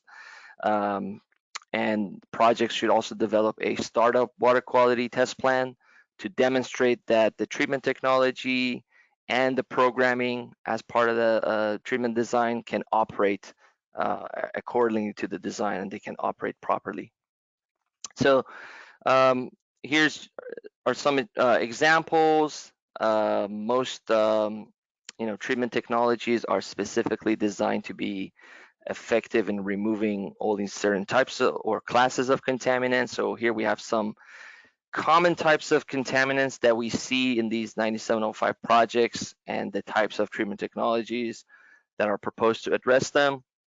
So contaminants could range from historically encountered VOCs like PCE and TCE to other emerging contaminants such as PFAS, nitrosamines, and 1,4-dioxane.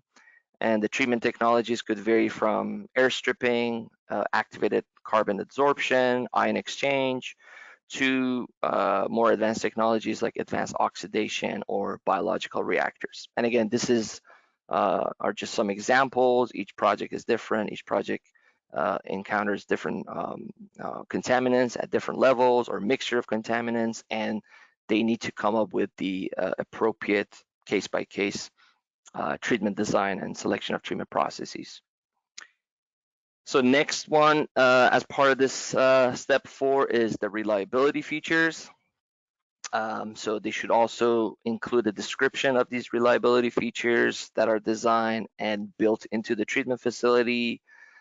These features include having redundancy in the treatment barriers, utilizing online analyzers for these chemicals of concern, alarms that are tied into the SCADA system, having a response plan in case of any potential failures, having alternative disposal methods or shutdown provisions, again, if any of these processes go down and fail.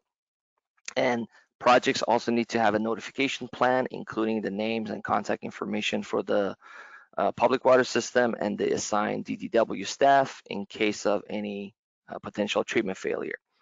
And another reliability feature that I've mentioned a couple of times before, again, that's very important, is the up-gradient surveillance monitoring to give information on the water quality conditions or changes up-gradient of the source. And this program can be modified or extended depending on the contaminant levels, and as they decline over time, they could be modified accordingly. And then, as mentioned before, an extremely impaired source will be subject to more extensive monitoring program in terms of number of contaminants to monitor for and the frequency of monitoring. So the public water system needs to develop a sampling and analysis plan for the drinking water source, the final product water, and at appropriate locations within the treatment plant. And all these water samples, for compliance purposes, they need to be analyzed at laboratories that are certified by our division's laboratory accreditation program, or ELAP. The required testing for regulated contaminants must be done using the drinking water analytical methods rather than other analytical methods for hazardous waste or solid waste. And the reporting limits for these analytical methods need to be as low as possible. Another thing I should point out is that the samples must be analyzed as soon as possible. So the turnaround time is a very critical factor here. which are either incorporated as conditions into the permit itself or will be referred to in the permit as part of the approved operations plan. So for compliance monitoring purposes, the source water is typically monitored at a monthly or quarterly frequency, and the effluent is sampled on a weekly basis. In addition to the compliance monitoring at the source and effluent of the plant, we have operational monitoring at locations within the treatment train that need to be determined on a case-by-case basis, again, depending on the treatment train. And the purpose of the monitoring conducted within the treatment train is to verify the performance of each treatment unit and technology. And also for technologies such as activated carbon or ion exchange, monitoring is very important and needs to be done to determine when the media for these technologies need to be replaced. And these extremely impaired sources may, again, contain a mixture of contaminants, some of which may be unidentified. So we want tick analysis and unidentified contaminants to be addressed here as well. And then lastly, again, as I discussed before, there's a need for upgrading and monitoring for these sources. So this is an example of a sampling and analysis program proposed by one of the projects, including monitoring for source water, for treatment train locations within the treatment train, and then the final effluent water for various contaminants of concern at different frequencies. So again, it's a case-by-case process. So this table does not include any upgrading and surveillance monitoring as it's not been developed yet. So based on the screening criteria that this particular project did, they separated the constituents into different groups, and they are proposing different sampling frequencies for each group accordingly. And in particular, for their screening, they looked at compounds that were detected in the production wells and others that were detected only at the upgrading and monitoring wells. So they also looked at the ratios of the maximum detection of these chemicals to as a ratio to their corresponding MCL or NL for each contaminant. Again, I should mention that all monitoring program needs to be done in accordance with what's laid out in the approved operations plan that's also submitted by the project. So we have some examples here that I want to go over quickly. So this, again, more extensive monitoring that's required as part of 9705 projects will be incorporated into the final water supply permits that are issued by DDW. So on the next few slides, we'll look at some monitoring requirements of an actual permit for a 9705 project. So this is an example where we have contaminants of concern, including VOCs, 1,2,3 TCP, perchlorate, nitrate, NDMA, and 1,4-dioxane. So you can see the treatment train used for removing each one of these contaminants, including air stripping, ion exchange, and advanced oxidation. Again, this is a particular example for this scenario. This does not mean every project will have to look like this. Again, each project is different. So the production wells in this permit need to be monitored monthly for the chemicals of concern, as well as bacteriological parameters such as coliform bacteria and HPC. And this raw water monitoring may need to be revised to be more frequent if the monitoring well data upstream indicate a rapid change in the concentration of these contaminants. Now we move forward from the source into the treatment train, and as an example for treatment process monitoring, we look at the air stripper specific monitoring that was incorporated into this permit. So we have weekly VOC sampling from the combined air stripper influent and effluent, as shown in red and green here on this schematic figure, both on the table and on the flow diagram here. They're shown in red and green. So that's the weekly VOC sampling. And then in the event of VOCs being detected at the effluent, then the VOCs must also be collected and sampled for at the effluent of each air stripper unit, which is shown in purple here. and that's done to identify the source and the cause of that detection at the combined effluent. This is another example for treatment process monitoring, this time looking at an ion exchange system that's designed for removal of perchlorate, and perchlorate is monitored weekly in the combined effluent shown in green to verify the removal efficiency of the system overall. And then the combined ion exchange effluent is also monitored weekly for coliform bacteria and HPC to ensure that there are no excessive bacteriological activities occurring in the resin bed of the ion exchange system. Because this water next goes through a nitrate removal ion exchange system, nitrate, sulfate, and chloride are also sampled at the effluent because these anions could affect nitrate removal downstream. In addition, for the purpose of operation control, samples are collected weekly at the crossover point of each lead and lag vessel. So each pair of vessels in between, shown in red, we want to sample at that location, and then sampling from the lag vessel effluent, which is shown in purple, may also be necessary if perchlorate is detected in the combined effluent. Again, similarly as we saw for air strippers, to identify the source of that detection in the combined effluent. So again, you see this is a specific monitoring requirement for this project with its treatment train and with its specific contaminants of concern.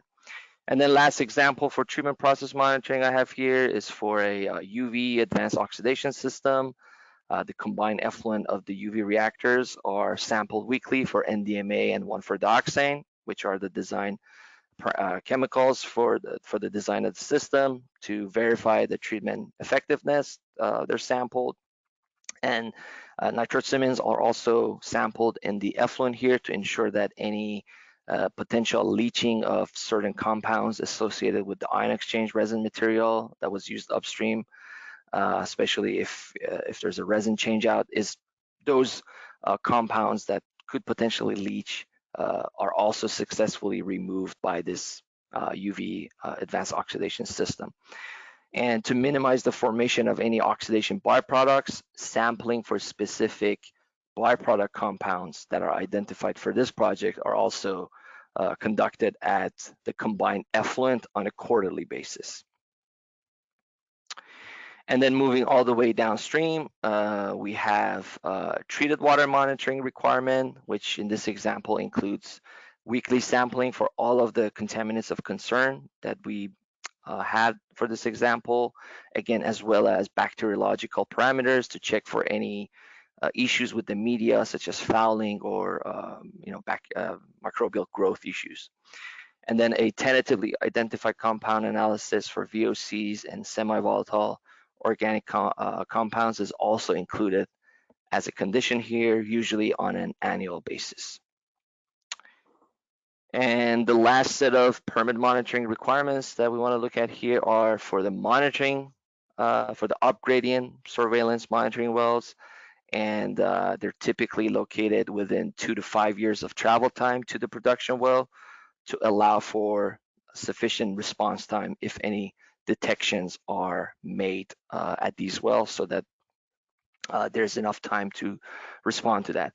And if the contaminant concentrations in the monitoring wells increase rapidly, the water system should evaluate whether the influent concentrations to the treatment plant will go above the design concentrations, and therefore they may need to consider adding additional treatment units. Some of these treatment units may have long procurement time, so the water system may have to take actions earlier. So the more time we have from the detection at the surveillance wells, that process will be more smoothly. And if additional chemicals of concerns are detected in these upgrading wells, then they should evaluate if the treatment technologies they have within the plant are capable of removing the new chemical, and if yes, whether that removal capacity is adequate. So again, this shows the importance of these surveillance monitoring wells, and If any of these upgrading wells become unavailable, then the public water system needs to notify DDW and propose a replacement.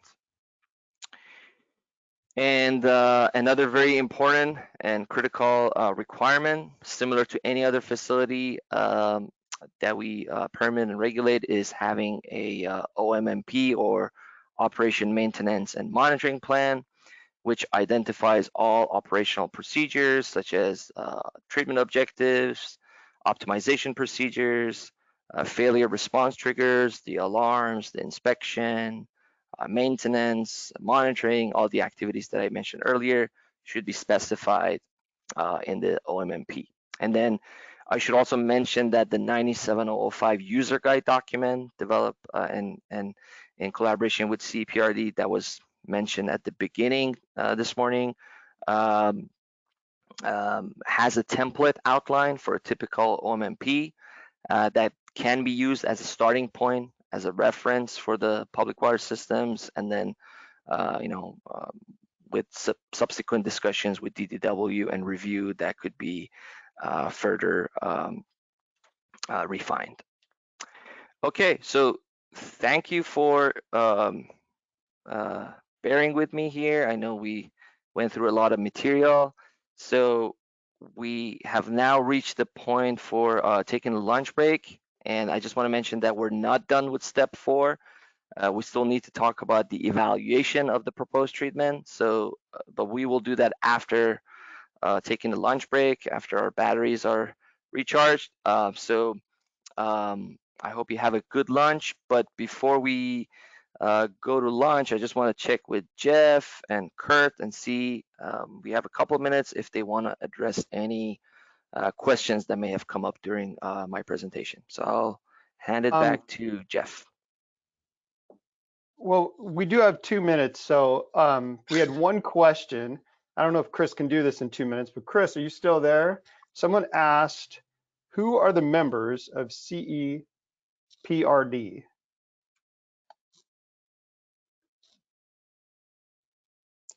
Or maybe Susan can take that if Chris isn't with us.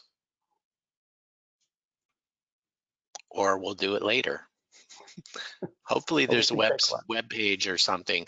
I tried to put hyperlinks in the question box, but I wasn't able to put an active link. Yeah, Chris said there wasn't a web page, so that's why I wanted him to. So we'll do it after lunch. All right, thank you. Well, since we have a minute, I mean, I made the announcement about contact hours and CLEs for attorneys. So what we decided to do was to give all attendees the certificate that can be used for your OpCert contact hours.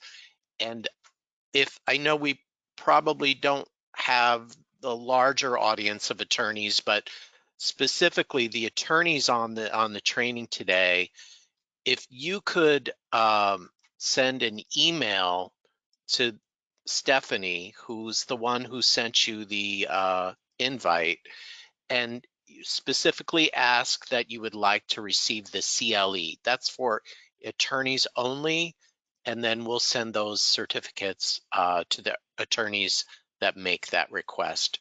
And Stephanie's email, I was going to just reiterate. It's Stephanie, STEPHANIE at WQA.com. So that's for attorneys. Please make the request to receive your CLE credits. Thank you, and we'll break here for lunch right on time. Thanks.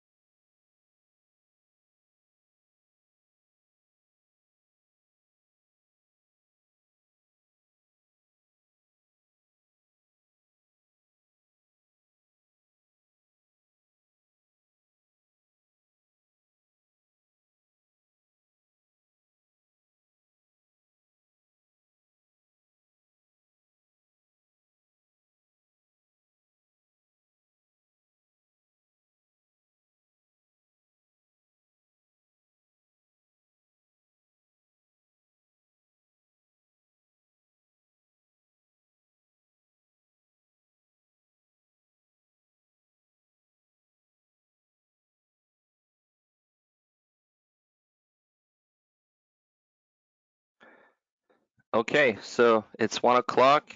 Welcome back, everyone. Hope you had a nice break. And before we move on with the rest of our agenda in the afternoon, just want to remind everyone that if you have any questions, feel free to use the question box and enter any questions you have, and my colleagues at DDW will respond to your questions during the presentation, and also at the end, if there are any questions left, we're going to have a Q&A session. Okay, so moving on in the afternoon session, I just wanted to remind you that we have worked our way up to step 4 of the process, but we will still need to talk about how we evaluate the proposed treatment as part of step 4 of 97005 process. So this is where we are right now. Okay, so we move on with the 5th element of step 4, which is DDW evaluation of treated water objectives and goals. And the focus of the evaluation here is on the treatment goals of the treatment plant, meaning the effluent concentration of contaminants during normal operation of the plant must be to the lowest concentrations feasible so that the cumulative risk of contaminants is minimized. So that is our ultimate objective, is to minimize that cumulative risk. So in order to have a practical and quantitative method of evaluating these treatment goals, the process memo 97005 has defined a metric, a parameter, termed the Mcl equivalent, and a process for calculating this parameter that needs to be done for each category of contaminants, both acute and chronic contaminants. So this parameter, the Mcl equivalent, if it's calculated to be 1 or lower for all categories of contaminants, DDW staff may consider the proposed treatment to be adequate in providing the extra protection of public health that is needed for these extremely impaired sources. So I should point out that the chronic contaminants need to also be separated for cancer and non-cancer endpoints in this evaluation. So I'm going to be going over how this Mcl equivalent is calculated, and we're also going to have some examples to look at. So what is an Mcl equivalent? It is the sum of each one of contaminant concentrations divided by their MCLs or surrogate MCLs, which I'm going to talk about surrogate MCLs later, and added up together. So for example, let's say if we have 2 contaminants and each one of these contaminants are at half of their own MCL, then the Mcl equivalent for these 2 contaminants would be 1. So you have 1/2 plus another 1/2, so that would be 1. Or let's say if we have 4 chemicals, each at 1/4 of their MCL, then the 4 contaminants combined would have an Mcl equivalent of 1. So you have 4, 1/4 ratios added up together equals 1. So each contaminant concentration divided by its MCL added up. So the Mcl equivalent must be calculated for each group of chemicals separately. So we want to look at acute chemicals, chronic cancer-causing chemicals, and chronic non-cancer contaminants, all separately, to make sure that in all cases the Mcl equivalent is less than 1. So that is our threshold. That's our goal. We want to be below 1. So again, to re-emphasize the concept used here, we want to use this assessment to determine whether the proposed treatment is adequate for the extremely impaired source or not. By using the Mcl equivalent approach, we can be reasonably assured that the exposure risk to the effluent water coming from the plant during normal operations will be acceptable. So let's look at some examples here numerically to make sure that these calculations are clear for everyone. So I must note that these examples are for illustration purposes only, just to give you some examples with actual numbers so that the calculations make sense. So the first example that we have here is looking at acute contaminants, which in this case are nitrate and perchlorate, with the effluent concentrations listed here on this first table. So as you can see, the effluent concentration for perchlorate in this example is non-detect, and for nitrate is at 7 milligrams per liter. So in this example, the treatment is only being provided for perchlorate to bring it down to non-detect, and nitrate is not fully removed.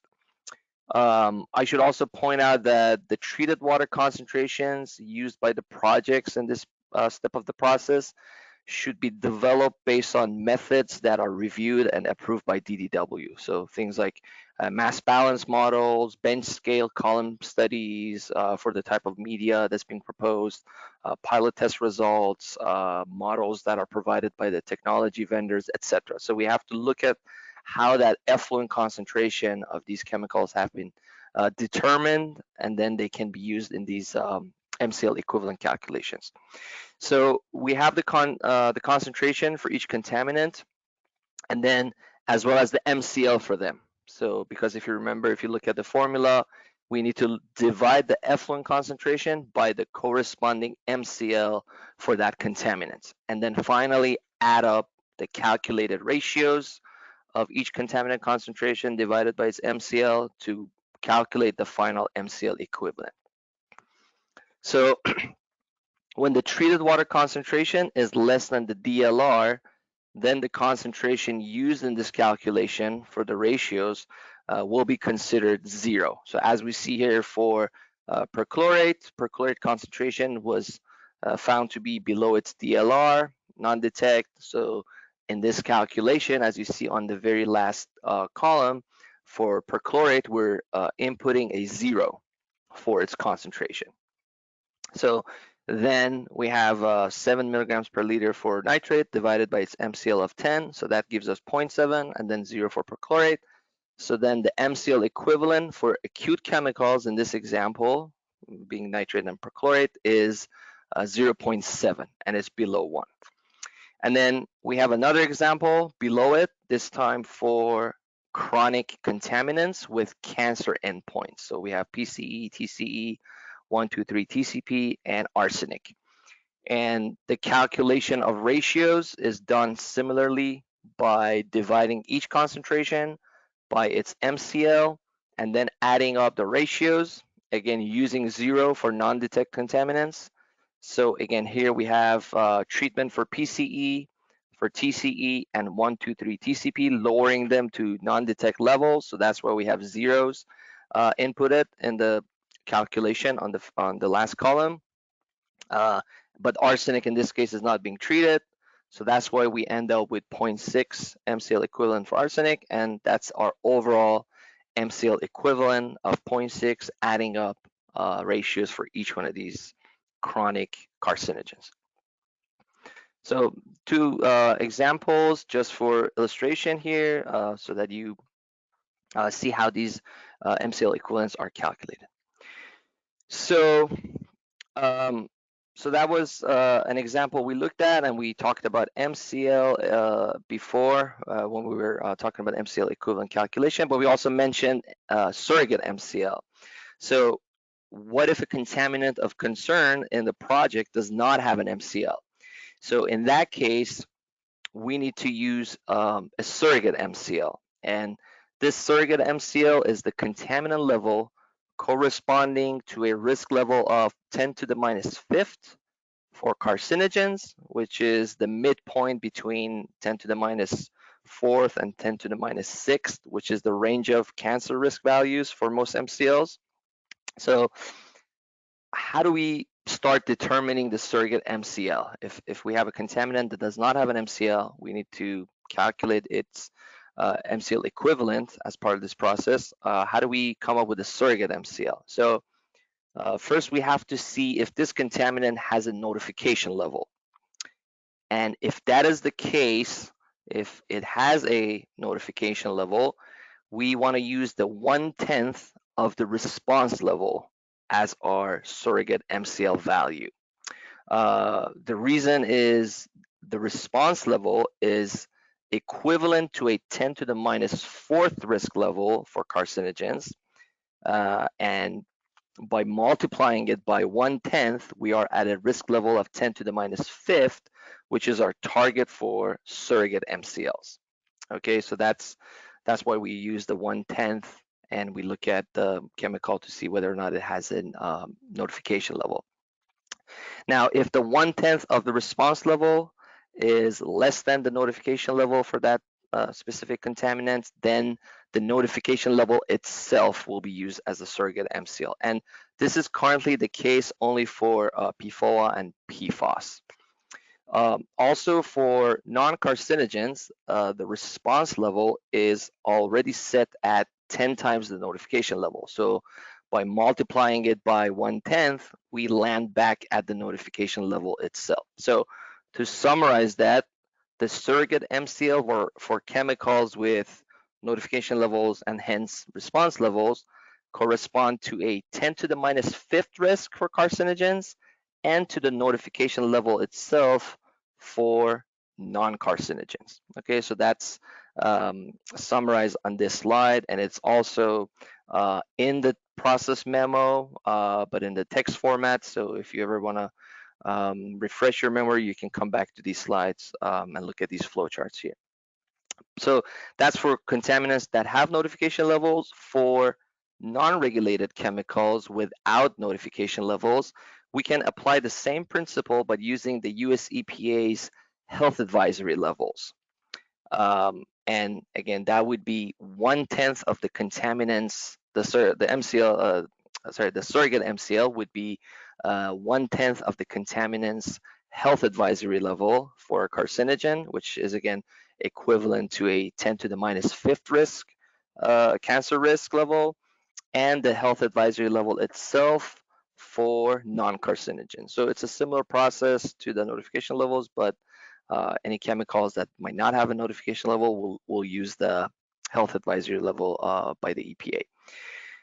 And then finally, if notification level, response levels, or EPA health advisory levels are not available, then we want to look at a risk assessment to be conducted for that specific chemical to determine the appropriate surrogate MCL. So all this process is for those chemicals that do not have an MCL established. So let's do an example of a commonly encountered chemical to understand this process better. So what would be the surrogate MCL for a compound like NDMA that does not currently have an MCL? So again, we start by asking the question, does it have a notification level? And the answer is yes. So we look at the notification level list on DDW's website, and the notification level for NDMA is 0.01 microgram per liter. So we have to pay attention to the units here that are given in milligrams per liter. So the answer to that question is yes, it does have a notification level. So now we want to look at the 1/10 of the response level. And again, we want to refer to DDW publications for that. So again, the links are provided here, and these tables are extracted from DDW publications for chemicals with notification levels and response levels. So the response level in this case for NDMA is set at 30 times the notification level. So as I said before, there's a coefficient between 10 to 100 times the notification level determined for response level. So in this case, the response level for NDMA is 30 times the notification level. So by plugging that 30 times notification level in our formula, which is 1/10 of the response level, we can see that we end up at a surrogate MCL 3 times the notification level, which would be 3 times 0.01 microgram per liter or 0.03 microgram per liter as our final surrogate MCL for NDMA. Okay, so that's the process for determining and then calculating the surrogate MCL. So that was for NDMA, and then another similar example, this time for 1,4-dioxane. Again, another commonly encountered chemical in these projects. So we go through the same exact process. 1,4-dioxane has a notification level of 1 microgram per liter and a response level set at 35 times the notification level. So 1/10 of 35 times the notification level would be 3.5 microgram per liter. Okay, so that's another example for another chemical without an MCL that we can follow this process for coming up with the surrogate MCL. So now we want to look at another example with more contaminants in it, which this example again is taken from the process memo. You have the link here, and if you go to the process memo to step 4 of the process, you'll see this example laid out in the process memo. So we have the list of chemicals of concern here and their maximum anticipated concentration in the effluent of the treatment plant under normal operations. And you can see that in this example, the contaminants are separated into 2 groups, acute and chronic cancer contaminants.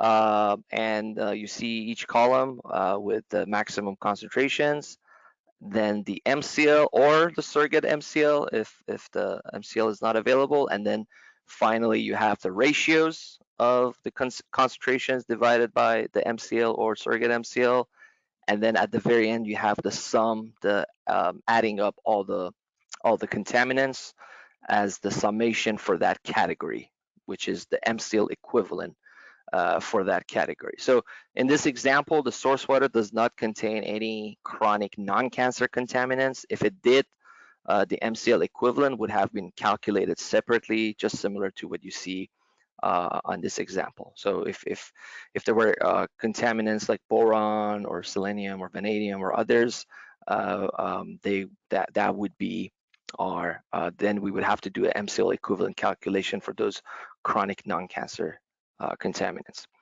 So you can see the surrogate MCL values for NDMA and 1,4-dioxane over here, which is what we just did on the previous 2 slides. So if you ever are curious or wonder where these numbers come from for the MCL equivalent, we just did the example, and we just did their calculations as example.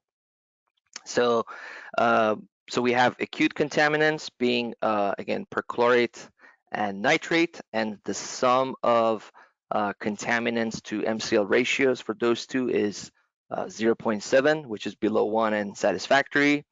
However, as you can see, for chronic cancer endpoint contaminants that are listed here, with these final effluent concentrations, the MCL equivalent is calculated to be 1.6, which exceeds our treatment requirement target of 1. So, now we want to look at these numbers more closely, and then we can see that the MCL equivalent in this case is mostly driven by arsenic, hexavalent chromium, and to some extent by NDMA. So those are the 3 contaminants that when we add up the ratios, they drive this number to be above 1. So what could be done here for the chronic contaminants? Obviously, additional treatment to reduce the chemical concentrations in the final effluent to non-detect levels would reduce the MCL equivalent. So treatment of either arsenic or hexavalent chromium to non-detect or plus NDMA to non-detect would result in an MCL equivalent dropping below 1. So if all contaminants are treated to non-detect, that would result in an MCL equivalent of 0 for the entire category.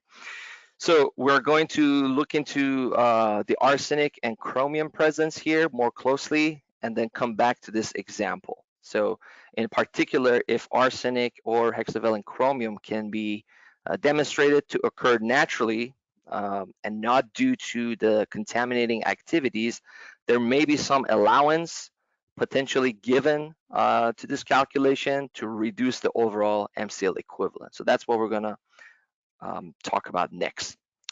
So to expand on that topic that we just talked about, in some situations, the background levels of contaminants that are present due to their natural occurrence may be taken into account to give the project a credit so that additional treatment may not be needed to achieve non-detect level for these certain chemicals.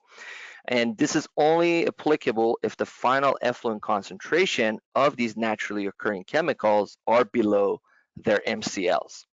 And source assessment results clearly demonstrate that these contaminants are present naturally, and they would be naturally present in absence of any of those contaminating activities that we talked about in the previous steps. So when we say credit here for these naturally occurring chemicals at background levels, we mean to subtract a value from the maximum effluent concentration of these chemicals before we use that concentration in our McL equivalent calculation.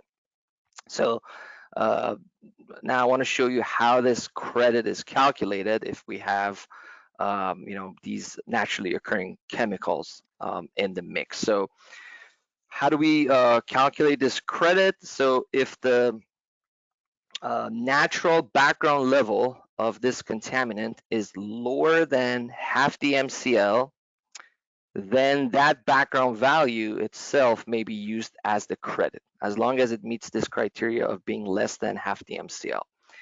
And then if the natural background level is greater than half the MCL, then the background credit is basically capped at half the MCL. So that's the maximum amount of credit that can be granted in this McL equivalent calculation. So this is our criteria. We look at the natural background level and compare it to half the MCL. If it's below half the MCL, then that level itself is our background level that can be used as the credit. And then if that level is greater than half the MCL itself is the maximum credit that can be used. So again, if this sounded a little confusing, let's look at some examples here to make it a little more clear. So here we have two examples of how this background credit can be calculated. So first one, let's assume, again, these are for illustration purposes, let's assume we have 7 micrograms per liter of arsenic in the effluent concentration, and it is demonstrated based on the studies and data that's been collected and provided to DDW for evaluation that arsenic is naturally occurring at an average background level of 4 micrograms per liter in the aquifer. And the effluent concentration in this example is not necessarily the same as the background level that we have determined due to variability in the concentrations in the aquifer. So this scenario meets our criteria to be used as background credit. So it is occurring naturally, and the final concentration is below the MCL of 10. So we are checking both boxes here, so we can use some credit here. And then to calculate the credit, we just need to compare the background level with half the MCL, which in this case, our background level being 4 is less than half the MCL, which is 5 microgram per liter. So in this case, the credit we can use is the background level itself, which is 4 micrograms per liter. And we'll come back to this example at the end to see how this credit is subtracted from our final effluent concentration. And then we have another example. Example 2 is similar. Again, we have the maximum effluent concentration being 7, but this time the background level in the aquifer that's being demonstrated to be naturally occurring is greater than half the MCL. So this time we have a background level of 6 micrograms per liter. So then the credit that we can use in this case is maximum half the MCL, or 5 micrograms per liter. But again, in both cases, these two criteria are satisfied, that the contaminant is naturally occurring and the final effluent concentration is below the MCL. So hopefully that clears how the background credit can be calculated. And now we go back to that example that we previously looked at. So for arsenic, 7 microgram per liter in this example is shown to be the background level. So the final effluent concentration is 7, but also the background level in the aquifer is shown to be 7 as well in this example. So using that procedure that you saw on the previous 2 slides, the maximum of 5 parts per billion, half the MCL, is now used as the credit here to be subtracted from the effluent concentration, which is 7. So that's where you see that here. So the background level was 7, the final effluent concentration is 7, and because 7 background is greater than half the MCL, which is 5, is used as the credit. So now the final effluent concentration of 7 minus that background credit, which is 5, gives us 2 parts per billion as our maximum concentration minus the credit. Okay, so basically we have lowered our concentration that we can use in our subsequent calculation of dividing it by the MCL. So now we subtracted these credits, and then same thing was done for hexavalent chromium. In this case, chromium was at level of 6 parts per billion in the effluent. The background level was determined to be 4, and then so 4 itself, because it's less than half the MCL, can be used here. So 6 minus 4 is 2. So basically both contaminants are now lowered to these new levels, and then we divide them by their MCLs. So basically from a 1.3 sum for the MCL equivalent of these 2 contaminants, we're now lowered now to 0.4 for these 2. Okay, so that's how the naturally occurring background level can be used as a credit for these projects. And this is just the final table of, again, the same example in the memo that we looked at earlier, but after applying this background credit for the naturally occurring contaminants, which is taking place here. Again, you have the maximum effluent concentration, MCLs or surrogate MCLs. And then for these 2 particular contaminants, arsenic and chrome 6, we have applied the background credit, meaning lowered their levels in the effluent concentration, and then we divide them by their corresponding MCLs. So now we, instead of a 1.3 MCL equivalent for the chronic cancer category, we're at a 0.7.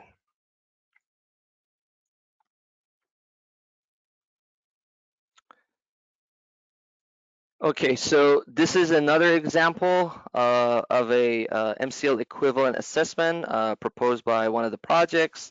So we have, again, the list of chemicals of concern, which in this case also includes contaminants with chronic non-cancer endpoint at the bottom of this table. So in the example in the process memo, it didn't include any chronic non-cancer chemicals. This particular project does, so we included this example here for illustration purposes. So we have, again, the maximum concentration estimates in the treated water, in the effluent treated water. We have the MCLs, the notification levels, the response levels listed for each chemical. And in some cases, we use those as the surrogate MCL, as we saw before. So as you can see in this example, most chemicals are to be treated to level of non-detect. So the MCL equivalent for all these 3 categories are very low and close to 0. Now, there's one thing about this table, and again, you can look at these examples later on to go over these assessments. I should point out something about this example, and that is for PFOA.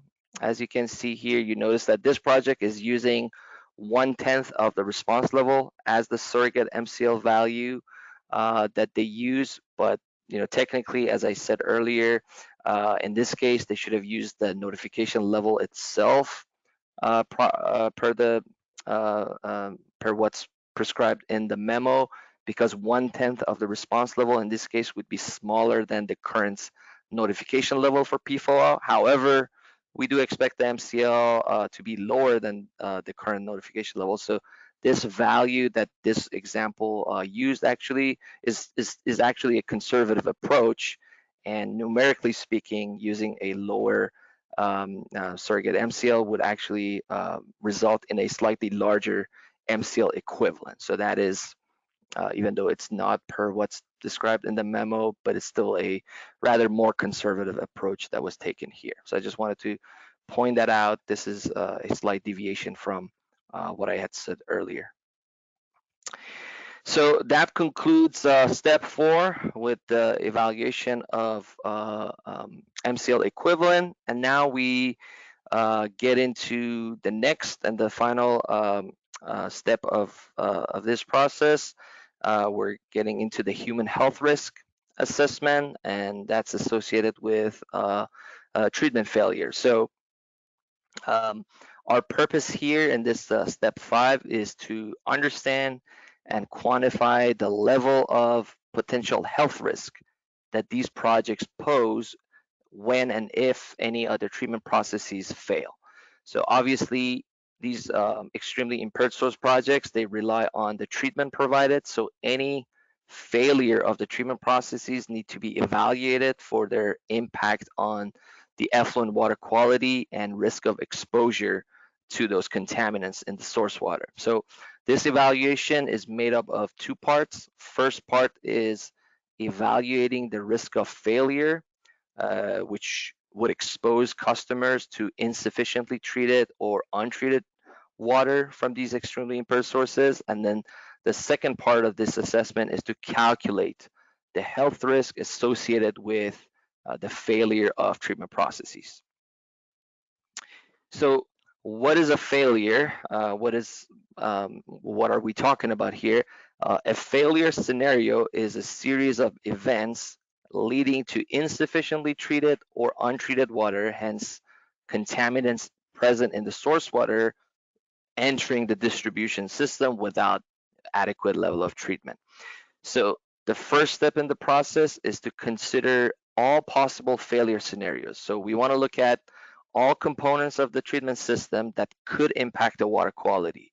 Now, not all deviations from normal operation or operating conditions are considered failures because they may not impact the water quality of the treated water, of the final effluent water. In other words, some deviations could be non-consequential. So, for example, if we have a valve partially open, that may cause lower flow through a treatment process, and it may not affect the effluent water quality, or a flow measurement device having an error reading higher flow than the actual flow rate could only mean longer residence time within a treatment vessel, resulting in higher removal rates. So those are certain things that may not be consequential in terms of water quality.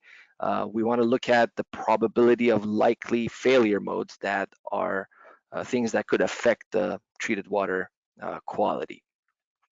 So as we will look at numerical examples later, we will also need to know information about the rate and frequency of failure. So most times projects use assumptions, but those assumptions about how often these failures occur, they should reflect the experience and data available in the industry for these treatment technologies. And for projects that use multiple treatment technologies, multiple barriers, multiple unit processes, we want to look at multiple failure scenarios where there may be individual treatment failure, but there could also be a combination of treatment failures. Or we also want to look at a worst case scenario, assuming all treatment processes fail simultaneously together at the same time.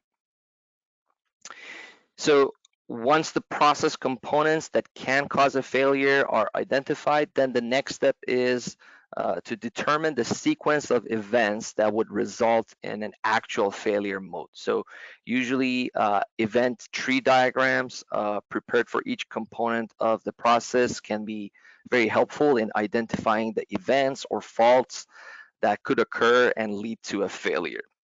So this type of evaluation also helps identify the methods that these failures can be detected or prevented, which can be used to assist the operators. So this highlights the role of various automatic and manual monitoring processes such as visual inspections, online analyzers, SCADA alarms, etc., to detect these deficiencies. So here we have an example of a fault tree for a UV advanced oxidation system where various events could cause, for example, hydrogen peroxide being underdosed, which would affect the removal of contaminants. And for each event leading to that failure mode, there are also routine inspections and maintenance practices listed here, as well as corrective actions.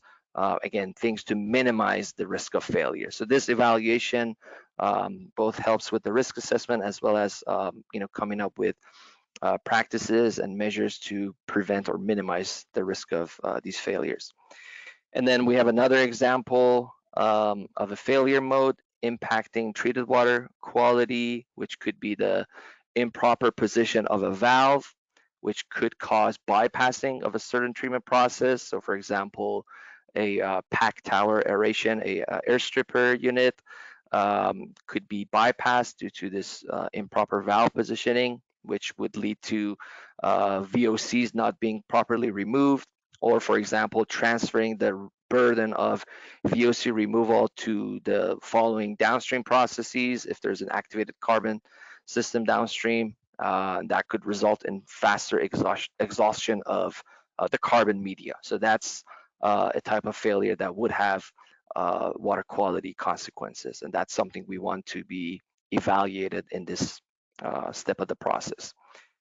So basically, we want the projects to consider all realistic failure modes, including multiple or complete failures as the worst case scenario in their risk assessment. But worst case scenario or complete failure could mean different things for different treatment trains.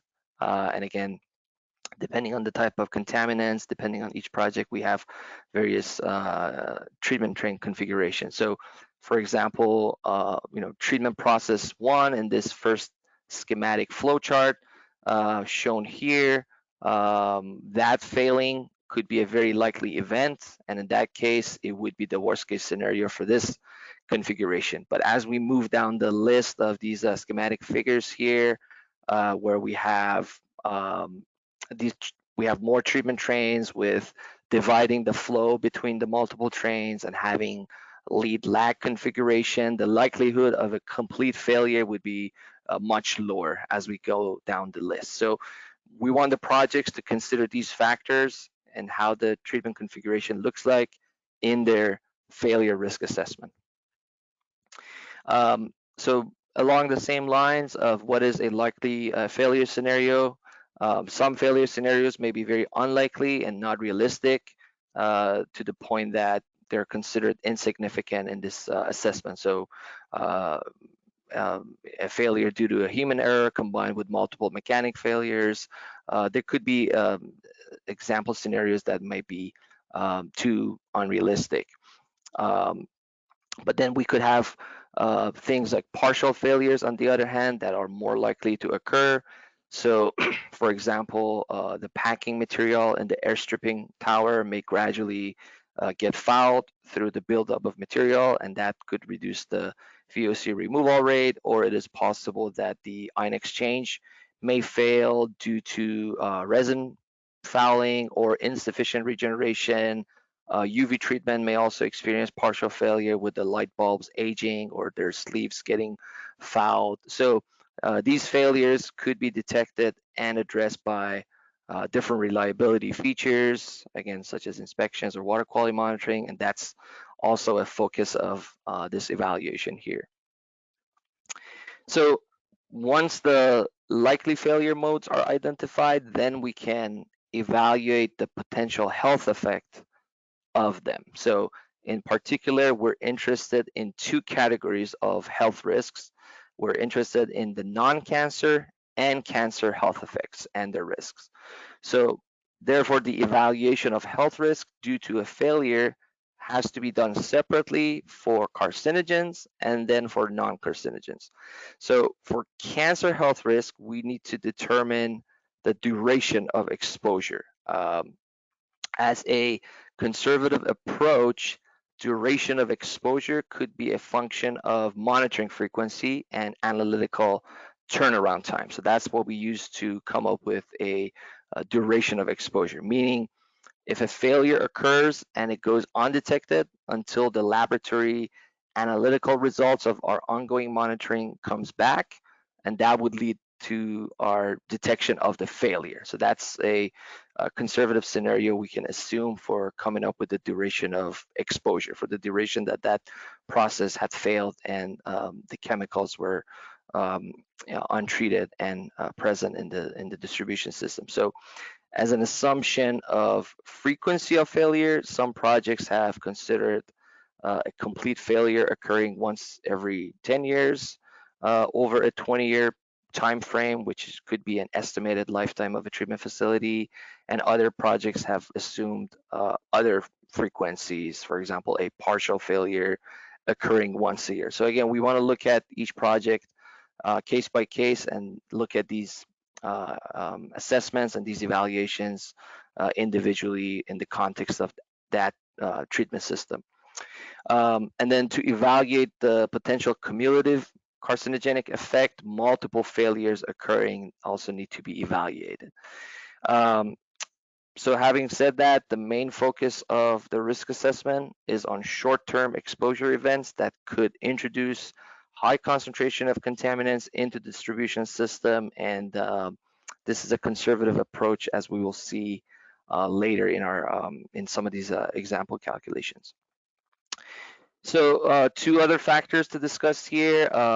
As we said before, again, if there are naturally occurring contaminants such as arsenic or hexavalent chromium that are meeting their respective MCLs and do not need to be treated for the project to pass the MCL equivalent evaluation, then they don't need to be included. They do not need to be included in this failure risk assessment, simply because their presence in the effluent water is not really affected by the treatment failure, and they are simply present at their background level. So basically, if no treatment is needed for these contaminants, given that they are below their MCLs and have passed the MCL equivalent step, the previous step, then they can be excluded from this treatment failure risk evaluation.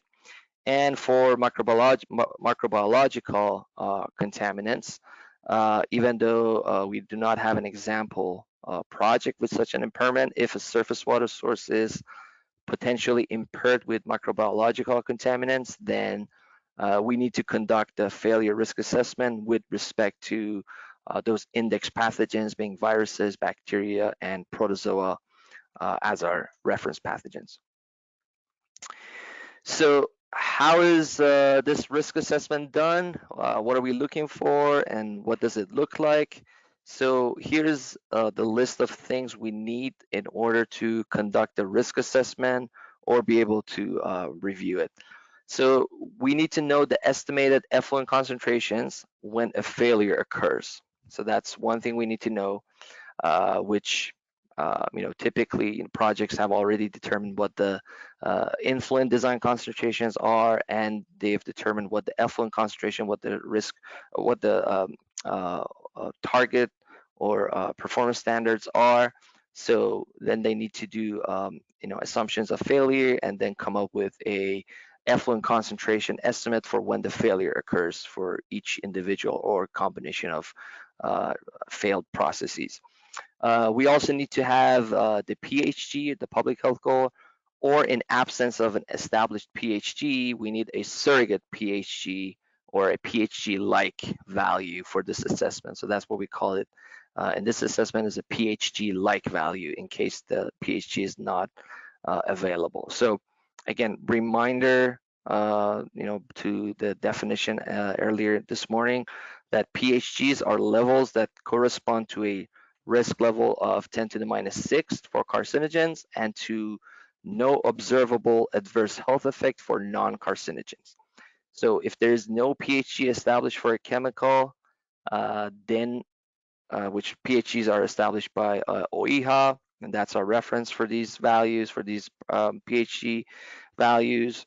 And if there is no PHG established for a chemical, then we want to look at DDW notification levels, values from Prop 65 or EPA risk assessment references that are listed here, the IRIS system or other sources that are listed here that should be referred to and used for the PHG-like value. So where we can find the PHG for contaminants in drinking water, like I said, OIHA publishes PHG documents, which are the source of the PHG or the surrogate PHG-like values. These are numbers based on lifetime exposures to these chemicals. So if the contaminant is a carcinogen, then it will have a cancer PHG value as well as a health protective concentration for the non-cancer endpoint of that chemical. And if the chemical is a non-carcinogen, then there will be a non-cancer PHG value. So for example, looking at the document, the OIHA document for PCE here, which is a carcinogen, but there is also a non-cancer endpoint that is targeting the nervous system. So by looking at the PHG document, we can find the cancer PHG, which is 0.06 micrograms per liter, and then the non-cancer PHG value is 11 parts per billion or micrograms per liter. So this is provided here just as an example of where these PHG or PHG-like values come from. So now we get to the actual calculations for calculating the risk for both carcinogens and non-carcinogens. So as I said earlier, we have to do this calculation separately for these two categories. So for carcinogens, we want to calculate the risk of exposure as a ratio to the exposure that corresponds to that lifetime risk of 10 to the minus 6. So basically, if you look closely at this formula, what we're doing is we're doing a proportional calculation based on the failure concentration, the concentration of chemicals that we're being exposed to during failure, and then the failure duration, depending on the rate and the frequency that we have assumed in our calculation. And then we compare that to the PHG, which is a risk of 10 to the minus 6, and the lifetime of exposure that results to that 10 to the minus risk, cancer risk, which is a duration of 70 years. So that is the basis of determining a PHG. So this risk of exposure is basically a proportional calculation. So the first term is the ratio of failure concentration to the PHG of the contaminant. And then the second term is the ratio of failure exposure to the 70 years lifetime exposure for the PHG value itself. And then finally multiplied by 10 to the minus 6, because that's the PHG risk level, so that we get the final answer as a coefficient of 10 to the minus 6 cancer risk. And then for non-cancer contaminants, we have the risk represented by a ratio of simply the concentration of that contaminant during failure divided by the PHG or the PHG-like value, which this term here is called the hazard index. So hazard index is referring to the non-cancer risk calculated here. So when I'm referring back to hazard index or indices in the next slides, you'll know that we're specifically talking about non-cancer health effects. So we're going to go over these two formulas with some examples shortly, but looking at the time, We are about 50 minutes in, so I think we can take a 10-minute break right now and then come back exactly at 2 o'clock, and then we'll continue with the risk assessment. So I'll see you in 10 minutes.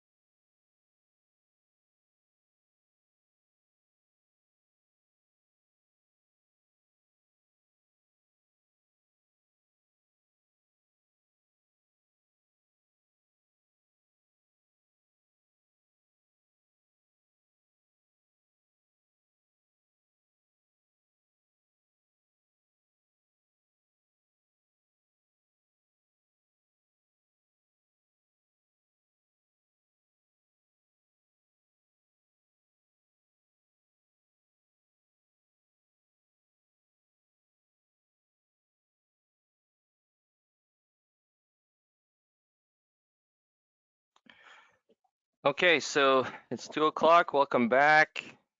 Let's continue here. So, so these are the equations we use for calculating the risk. Like I said, we'll have some examples to go over shortly and use these. But before we do that, I just want to say that so what we're doing here is for each treatment failure scenario, we want to do this risk calculation for both cancer and non-cancer contaminants, and then calculate the sum of risks separately for that failure scenario. So we may have to redo this process multiple times depending on how many failure scenarios we have assumed to be. So once we do that for each failure scenario, for each category, we would then compare the sum of each category of risk with a risk threshold or a risk target. So these risk thresholds are for the cancer risk is the cancer risk range of 10 to the minus 6 to 10 to the minus 4th for carcinogens, and a cumulative hazard index of 1. So these are the thresholds that we want to be not exceeding. So non-cancer hazards greater than 1, that indicates the potential for a target organ to be affected. So for example, for blood, something like nitrate would be the target organ getting impacted, or thyroid for perchlorate. So if the cumulative hazard index is greater than 1 for a failure scenario, then we want to look at the hazard index for each target organ to then make sure that it's not exceeding 1. So that's the process. We look at the cumulative hazard index, and then if it's greater than the threshold of 1, then we look at each individual target organs that are affected by that chemical for that scenario. Now, if these risk thresholds are exceeded, that does not necessarily mean that the project is to be rejected, but that means we should look at the drivers of the risk and then see which contaminants are posing the greater risk and how we could address those problematic contaminants by having additional safeguards like additional treatment or more frequent additional monitoring or other procedures or practices that we could incorporate to lower that risk for that chemical. Okay, so now we can look at an example. Again, this is an example from the process memo, which the chemical is not specifically identified or named, but it could be considered as a generic carcinogen. So it's just listed as a carcinogen with a certain concentration. So in this case, the effluent concentration that the consumers are exposed to is 50 parts per billion. And the pHg value for this contaminant, for this carcinogen, is 5 parts per billion, which again, remember for carcinogens, this pHg value represents the cancer risk of 10 to the minus 6th for 70 years worth of exposure. So that's why there's a time factor here for these carcinogens. So the other assumption here is that, again, this level of exposure for this particular example is occurring 1 day out of the 70 years, which is most likely, or I should say, it's occurring 1 day out of the year for 70 years. So that's the other exposure assumption used in this example. So we're assuming that 1 day of the year for 70 years, we're being exposed to this chemical at this level of 50 parts per billion.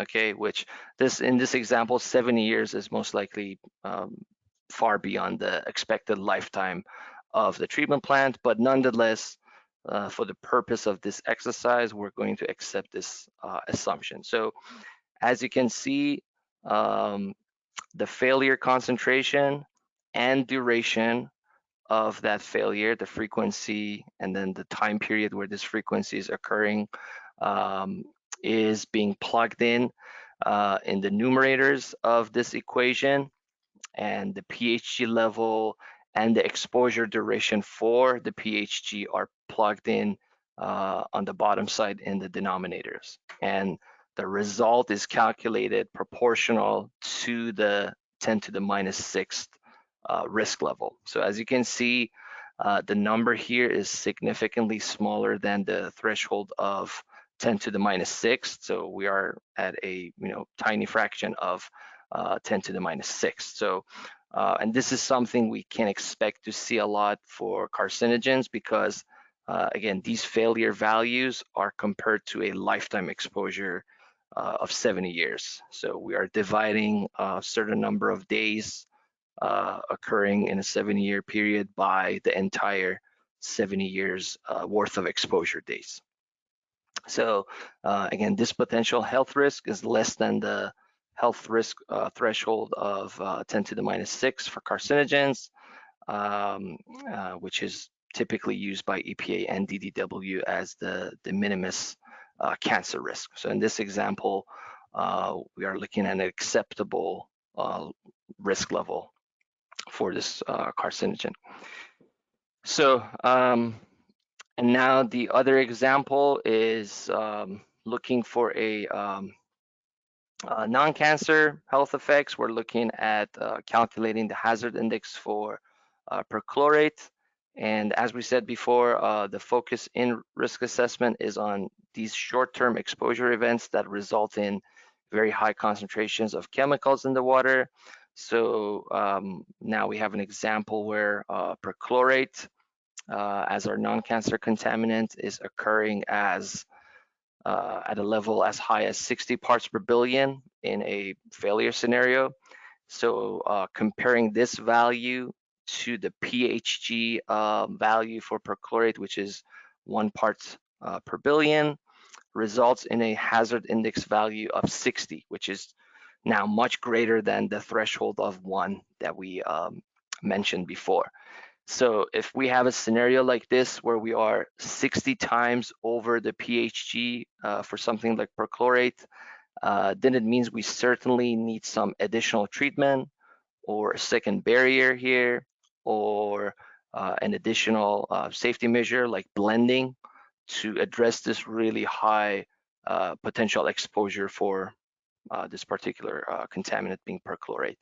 Or we need to look at other things like increasing the staffing at the treatment plant, using more frequent monitoring, availability of online analyzers, having and improving alarms or automatically shutdown functions to catch any abnormal operation condition and make the necessary correction or shutdown in time to prevent the failure.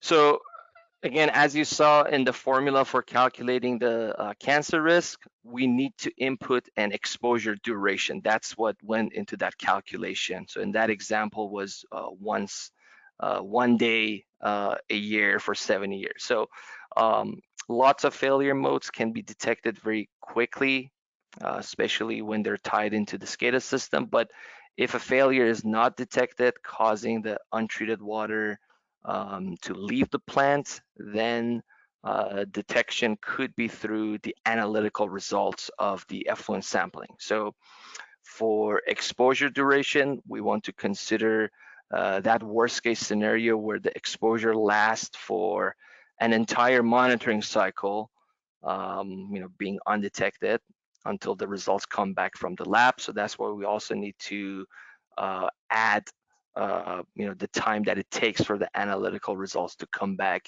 to that duration. So we have an example table here, again from one of the projects listing all contaminants of concern with risk of cancer.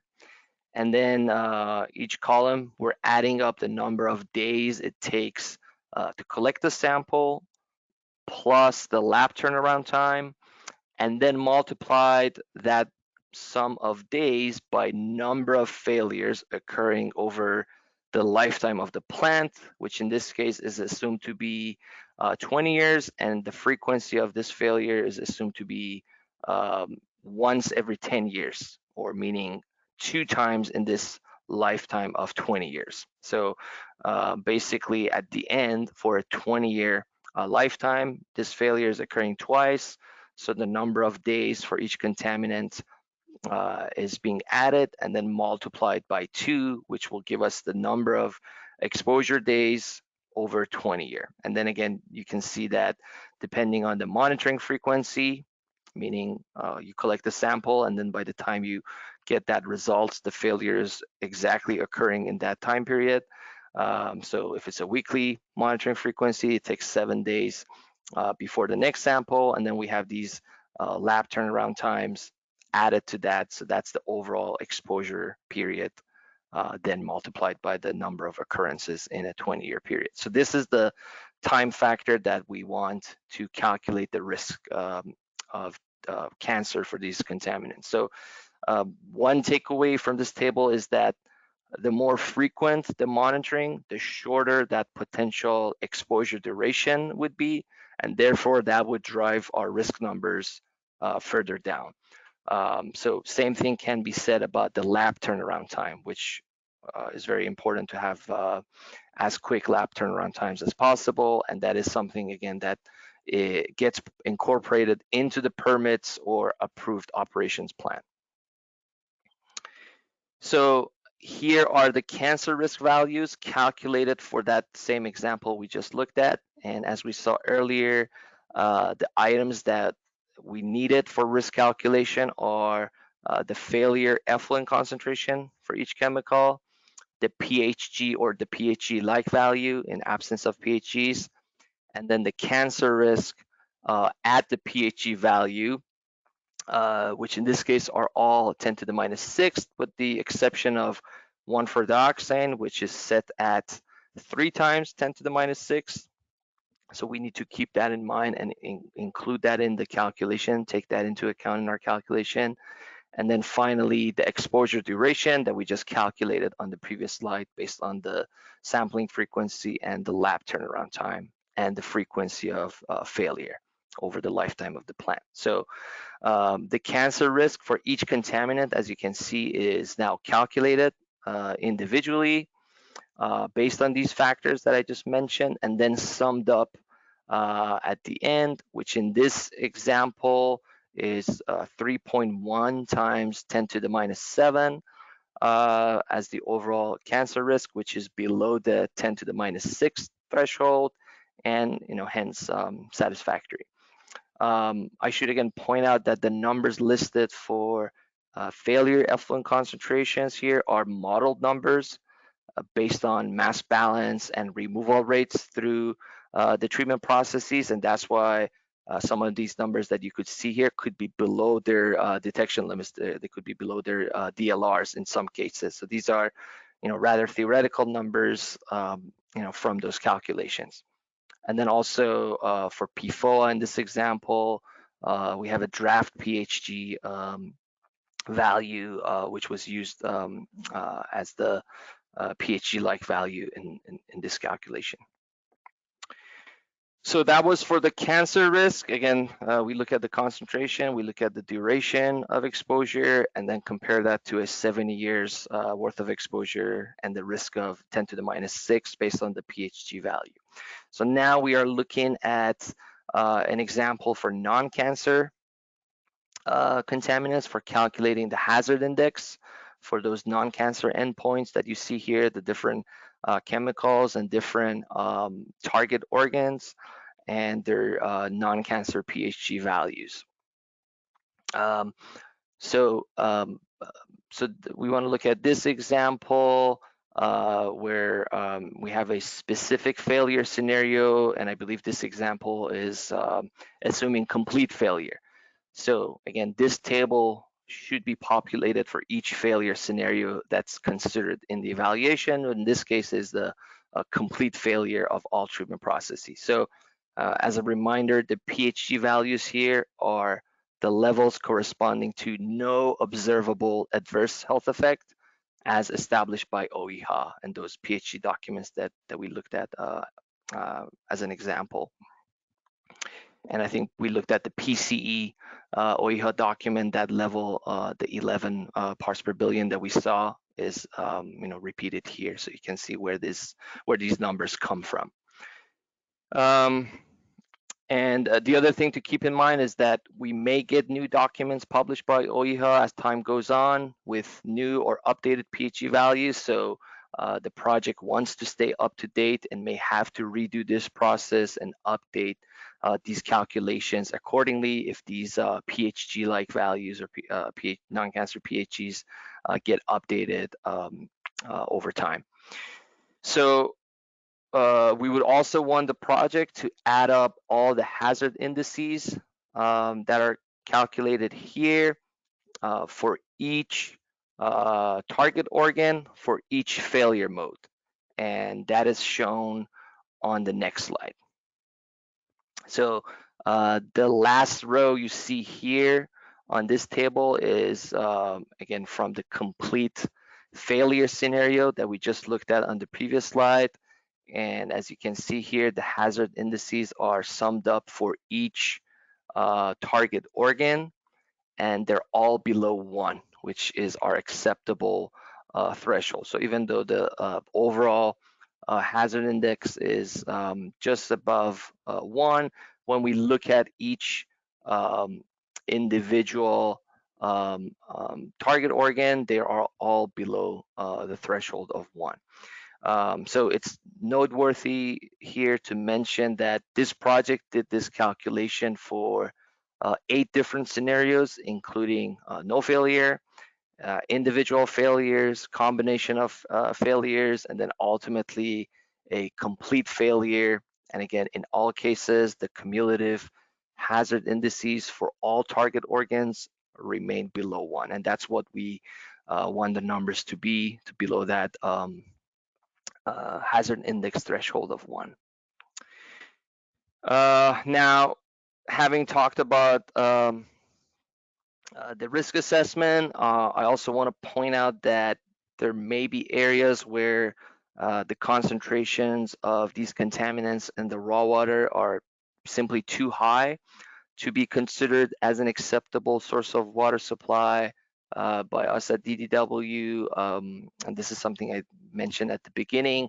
So for example, you could be looking at tens of thousands of parts per billion of a chemical like TCE at a hotspot, for example, in this schematic plume shown here. So because the concentration of the chemical is too high at that location, the risk of treatment failure would obviously be driven by that raw water concentration. So meaning if no treatment is provided, that level of contaminant could be introduced into the distribution system. So we would not be considering such a source as a viable project because of this inherently unacceptable level of risk. So if a failure occurs at the treatment facility for these areas, the public would be exposed to really high concentrations of contaminants very quickly, and that risk would be simply too high. So this is just going back to what I had mentioned earlier at the beginning of the slides. And the reason for that is because those high concentrations will drive the risk numbers. So we have covered now the 5 steps of the process.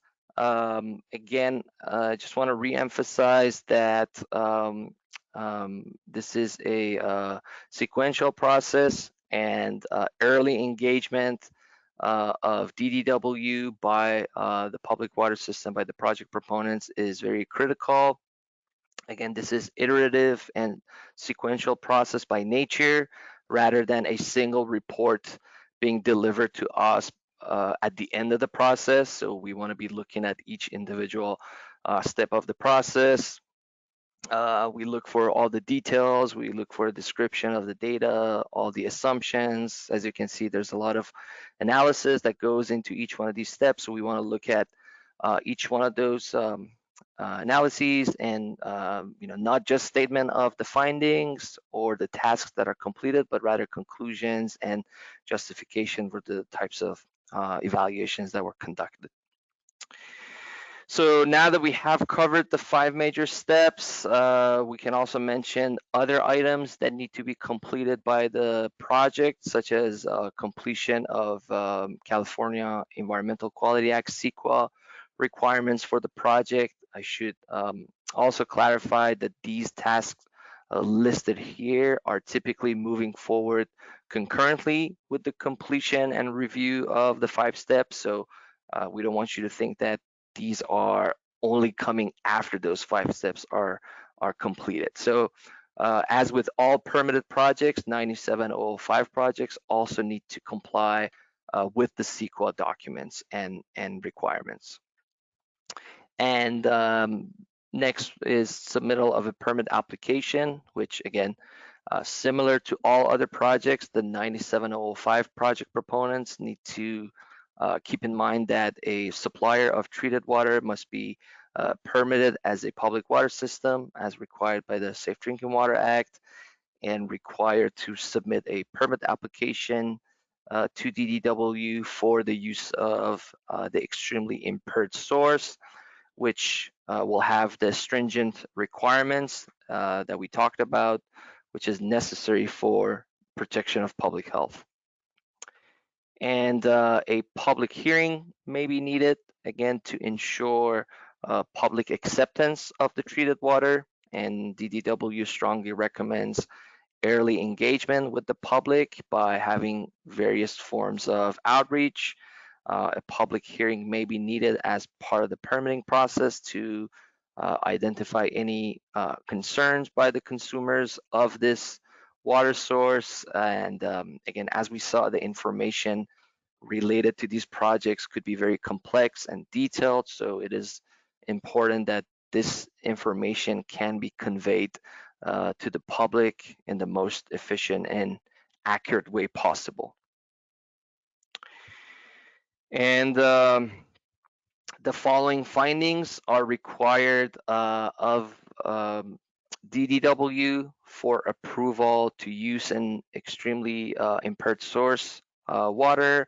So we want the drinking water MCLs, the action levels for lead and copper, and notification levels all be met and satisfied. We want the human health risk minimized by treatment, and furthermore, we want that risk of failure minimized through all these good engineering practices that we alluded to previously. So having redundancy, maintenance, inspections, monitoring, alarms, all those reliability and safety features that need to be described and explained to us as part of the step 4 of the process. And finally, DDW will either issue a permit or denies it for the use of these extremely impaired sources. If a permit is issued, it will include all the necessary treatment, compliance monitoring, operational and reporting requirements as part of that permit. And then I want to conclude by saying that once the project is approved and permitted, our role at DDW is not over.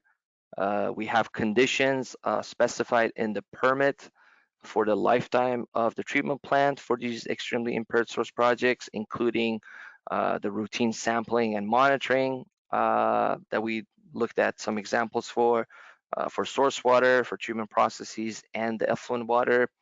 We have special monitoring for the upgrading surveillance wells to give early warnings, and the project needs to reevaluate different components of the project at least every 5 years. So, for example, any changes in regulatory standards such as MCLs or new or revised MCLs, new chemicals that may be identified in the upgrading water quality data, that would warrant a reevaluation of the MCL equivalent calculation, improvements in analytical capabilities. That would again impact our MCL equivalent calculation, any new or more sustainable technologies proposed. So any changes to the regulatory standards which would warrant a reevaluation of these processes, or any new treatment being proposed, they would have to be part of that reevaluation at least every 5 years. And if any of these changes warrant the permit to be reopened for possible amendment, then that's the next course of action that needs to be taken to respond to those changes. So that's all I have for today. So with that, I would like to have Mr. Randy Schollerman, the Executive Director of San Gabriel Basin Water Quality Authority, to walk us through some case studies of actual 97005 projects. Randy has worked for the authority for WQA in various capacities for over 27 years. Mr. Schollerman's professional experience includes groundwater remediation, state and federal regulatory compliance, project development and financing, water resources planning and construction, source water investigations, and state and federal grant acquisition and administration. Randy is a California professional civil engineer, holds a Bachelor of Science in Civil Engineering and Master of Science in Environmental Engineering from Cal State Fullerton. And before I hand it over to Randy, I also want to mention that this training is being hosted by Randy's organization. So I want to thank you again for your help with that, Randy. So with that, floor is yours. Thank you, Saeed. Great job explaining all that fine detail this afternoon. So good afternoon, everyone. In this portion of the presentation, I will be highlighting some of the projects that have obtained permits with the 97005 process. This will also highlight the different ways in which the 97005 permit was obtained. And we'll start here in the San Gabriel Valley. Next slide. So start with the La Puente Valley County Water District. In the late 90s here, the district had an air stripping system, but unfortunately, emerging contaminants caused the shutdown of the entire well field. This permit amendment was at that time used to add ISEP, ion exchange technology, and Rayox UV technology to treat perchlorate, 1,4-dioxane, and NDMA in addition to the VOCs. It was among the first 97005 permits issued by DDW. It was the only treatment facility to treat perchlorate to drinking water standards at that time. And it did require an NPDES permit to discharge to the adjacent channel upon startup testing. And you'll find that most of these projects required that NPDES permit. So next slide. And this is here's a picture of the old ISEP system and Rayox system. They have since been replaced by more updated and efficient systems. Next slide. Now we're going to turn to the east side El Monte Operable Unit Intermediate Zone Remedy. And this is operated by responsible parties under the oversight of EPA. They're required to construct this remedy, which consisted of 3 extraction wells and a pipeline over to the main treatment plant. So the city of El Monte agreed to take the treated water and operate the new GAC facility for the responsible parties. Under this 97005 permitting process, the city of El Monte was the applicant, and the supporting documents were drafted by the responsible parties. The system ended up with 600 gallon per minute capacity, and it treats both the shallow and intermediate zone water. It's interesting that the permit, of course, is for the intermediate zone water. This also has a shallow zone component, and that water is recharged back into the ground at a different location. Next slide. And here is just a photo of the completed GAC treatment plant that's operated by the city of El Monte. This would be on their Arden Drive treatment facility. Next, so we have the San Gabriel Valley Water Company's Plant B6, also located in the Baldwin Park operable unit. The responsible parties there constructed 4 off-site extraction wells as part of the remedy. The San Gabriel Valley Water Company is taking the water and is operating the facility. And the facility consists of air stripping, ion exchange, and UV treatment technologies. This process was unique since San Gabriel was the applicant and the supporting documents were drafted by the responsible parties, similar to El Monte. So the 7,800 gallon a minute facility here treats VOCs, perchlorate, 1,4-dioxane, and NDMA. The startup testing did require the NPDES permit for discharge to the adjacent channel. And as we've done a lot here in the San Gabriel Valley, some of the equipment was upgraded, the nitrate system was added, and the new UV technology is actually being pilot tested, and there was an upgrade to the ion exchange as well. Next, here's the aerial view of the B6 treatment facility with the added treatment systems. Next, we'll go on to the city of Alhambra's facility here. The city of Alhambra, working on their own, their 4 wells ended up with levels of VOCs and nitrates that required treatment. The city themselves constructed a facility. It was consisted of ion exchange and granular activated carbon. There's no responsible parties here. There's no EPA decision document. The city did it on their own as a permittee, and the process was a little more streamlined and efficient with less parties involved. They have a 7,000 gallon a minute facility that treats VOCs and nitrates. Next slide. And you can see here just a photo of their treatment system. And finally, let's move over to the Whittier Narrows operable unit. This is an EPA fund lead situation, which again is kind of different than the other ones we've talked about, where the US EPA has a responsibility to design and construct and operate this remediation system for the Whittier Narrows.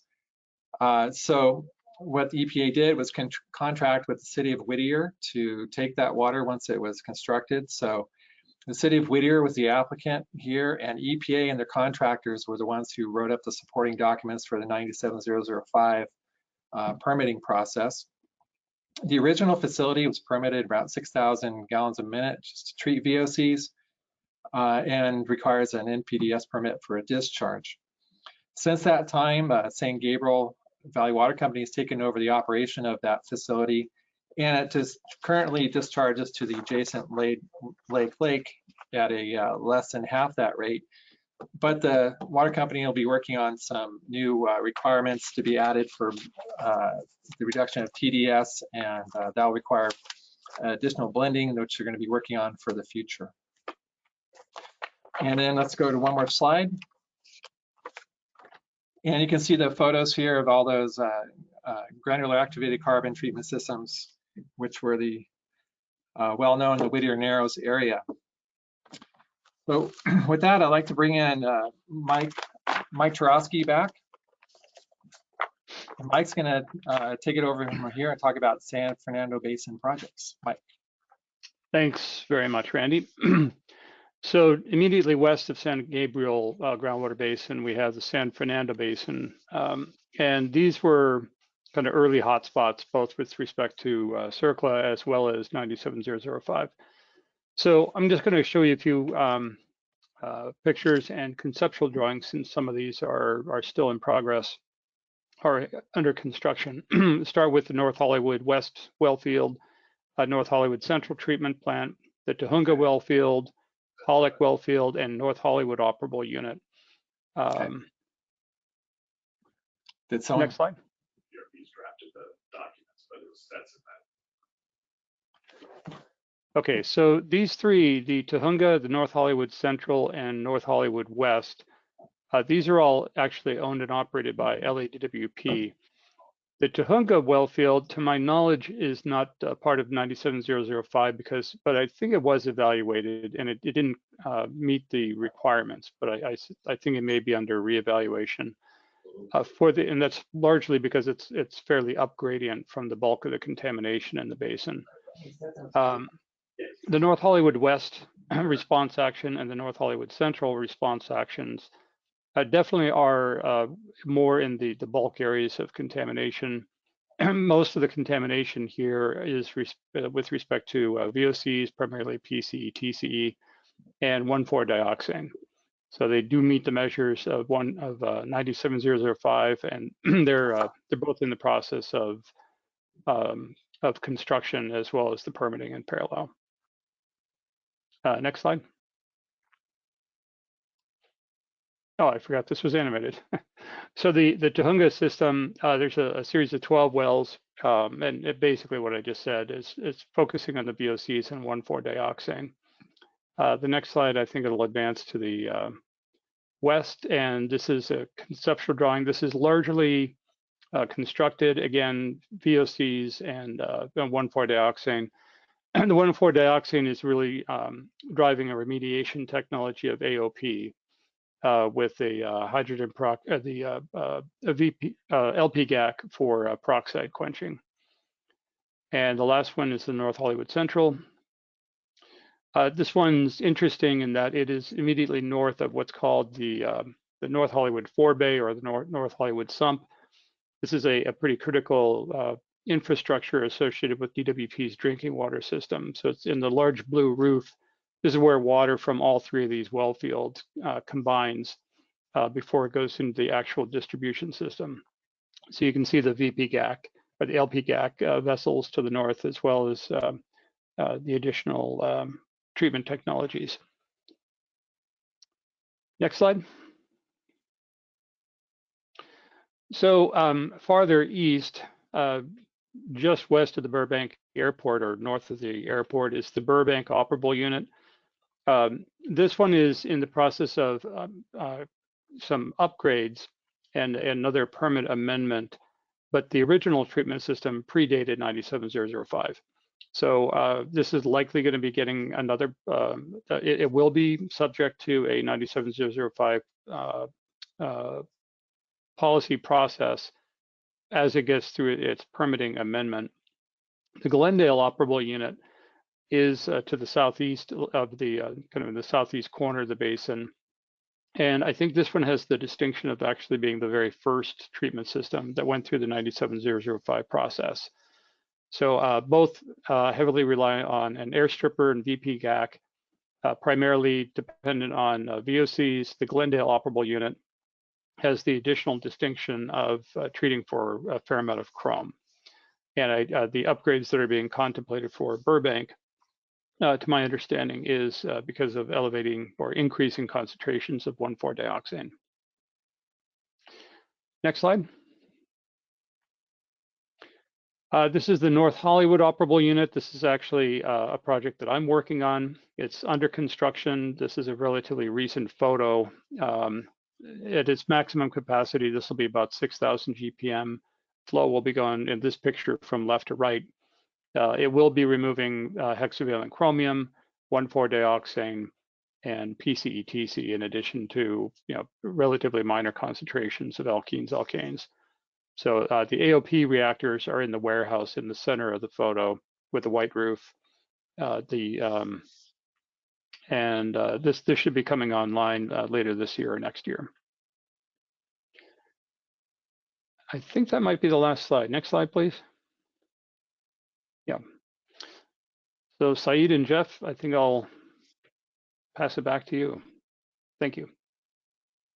Oh, I'll take my mask off. Good luck. Okay. Well, thank you, Michael, and thank you, everyone, for your presentations.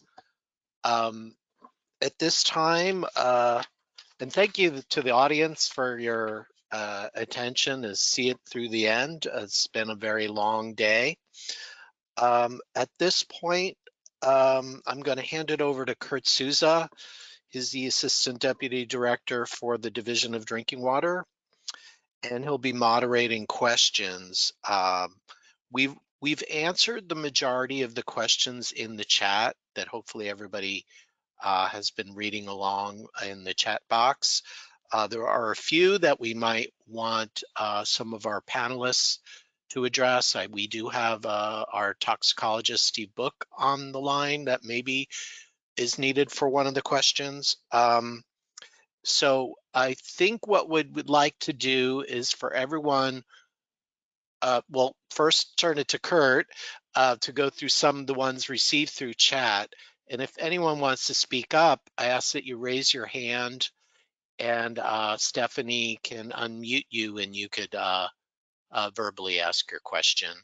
And we have about 20 minutes left for questions. Kurt, turn it to you. Thanks, Jeff. Yeah, and great job today. A lot of great information.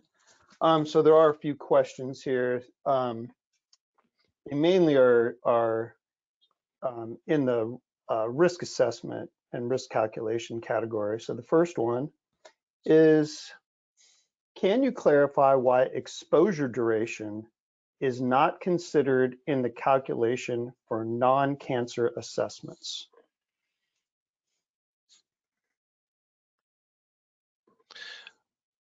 Well, I may not be the best one to answer it, and hopefully Shufeng can come online, but you know, the non-cancer, well, I think they mean the acute, is for the shorter term duration exposure. So you wouldn't do like the lifetime impacts. Shu, did I? Jeff, this is Steve. Can you hear me? Yes, we can. Yeah, I think the focus here for people who are familiar with Superfund assessments and those sorts of things, our focus here is really to identify problematic chemicals and that might require additional treatment. So that's why we've sort of focused on the short-term exposures and comparing them with the PHG, because that's where we want to focus it on the chemicals that are going to be problematic in terms of failures of the treatment. Okay, thank you, Steve. Thank you, Steve. Here's another question about the risk assessment. What if there is a daily inspection of a site and the failure is one or the type that can be detected easily without testing the effluent? Well, I just want to start off by saying, you know, a periodic visual inspection, attentive operators is important for a successful project, and we would expect that for, you know, any type of treatment facility, but that wouldn't replace the need to do monitoring of the effluent. But it could be an earlier indicator of a failure than collecting a sample, waiting for lab turnaround time and getting the sample back. So things that you are audible, like, you know your blower went out and you're not getting the VOC removal. Yeah, the operator can often detect those things by a visual inspection. Yeah, and that would just go into your calculation and your reasoning when you do the assessment. Next question. Going back to slide 113, which, let's see if I can get to my little page here. 113 had the various treatment failures. The example, how did that project proponent start or decide on the various failure scenarios? So 113 had the, no failure, the failure of UV, the failure of RO, and then it went to like AOP and RO at the same time, and AOP and decarb at the same time. So how'd they come up with that? Is it just kind of a case by case? Did we talk about it, or what's the process there? This is Said here. So I think Obviously, we want to look at each project individually, look at the type of treatment they have. And I think in this example, for the specific chemicals of concern that they had identified for this project to be treated, these were the treatment processes with removal efficiencies for each category of contaminants. And I think they looked at, each treatment process that have effectiveness for that chemical, and then assuming that removal efficiency goes away completely. So then they did individual and then combination of treatment failure. Thank you, Saeed. Right. I mean, it's one way, there's many ways to do this, but these were the failure modes that they determined could occur that would affect treatment performance. So yeah, you could go into much more detail than this table. But yes, those were the failure modes the project proponent came up with. Next question. And Jeff, maybe you and Shu can talk about what is the timeline for the public hearing, the DDW review and decision making after the final full 9705 proposal is submitted. And I think I'm going to start out by saying, Jeff and I have been doing these things for 20 years. And if you do submit pieces along the way and give us the chance to review them and discuss them and comment on them and fix them up as we go along, when you get to the end, it's obviously going to be much quicker than if we get 1,000 pieces of paper one day and we have to start from scratch. So I think that's the first thing.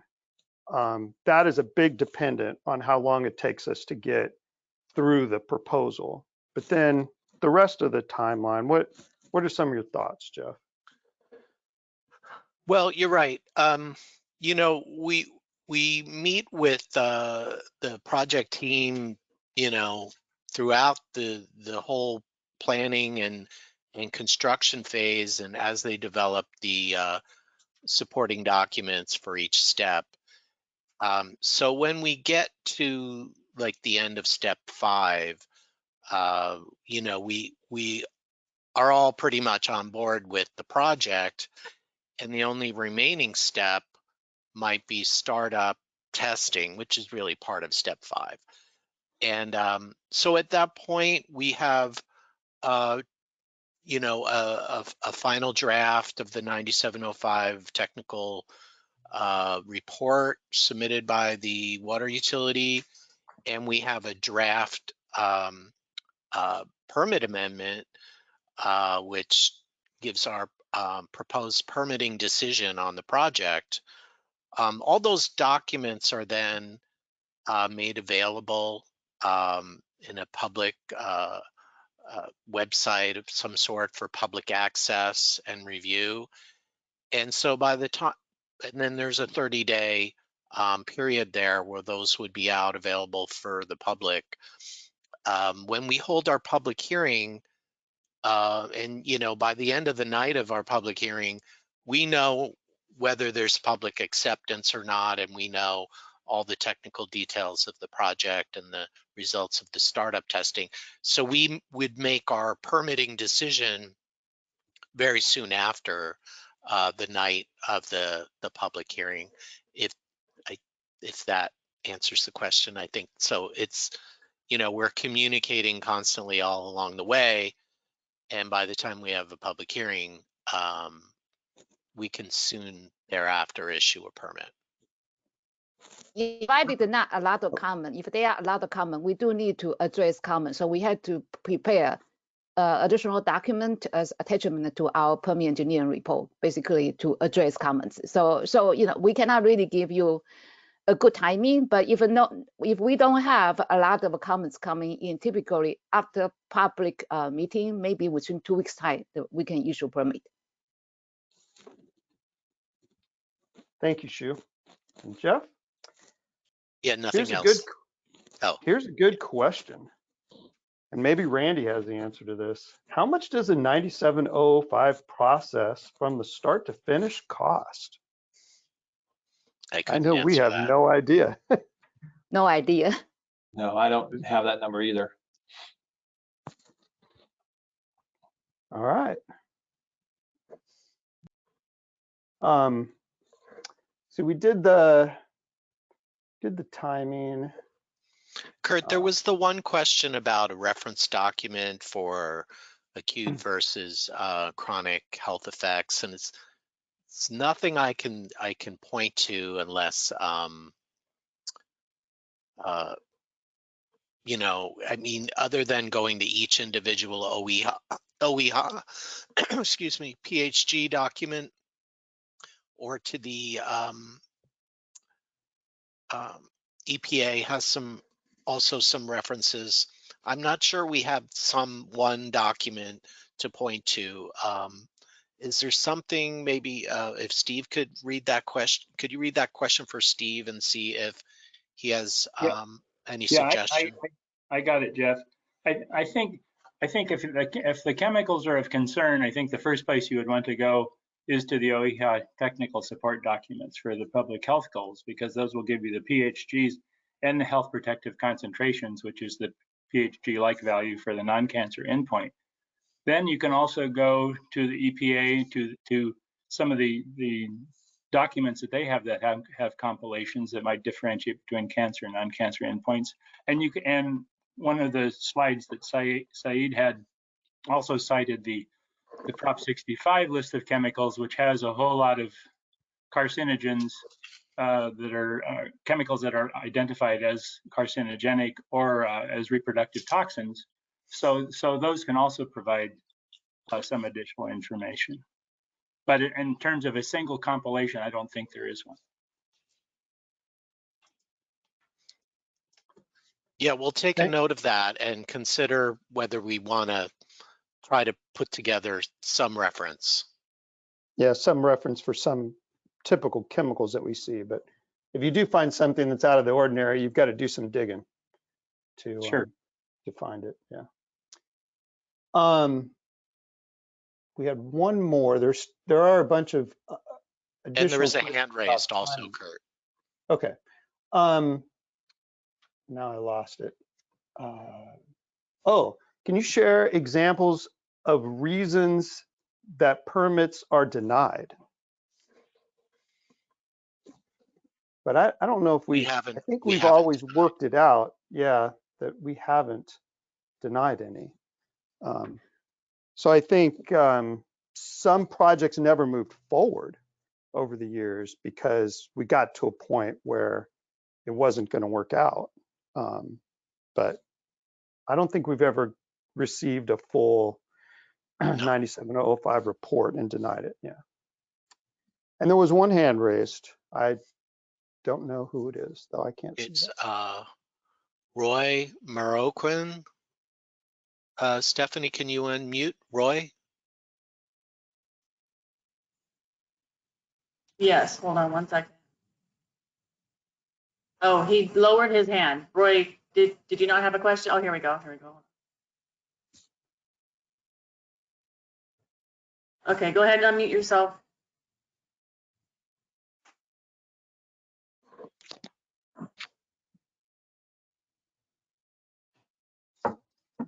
Roy, go ahead and unmute yourself if you want to ask a question.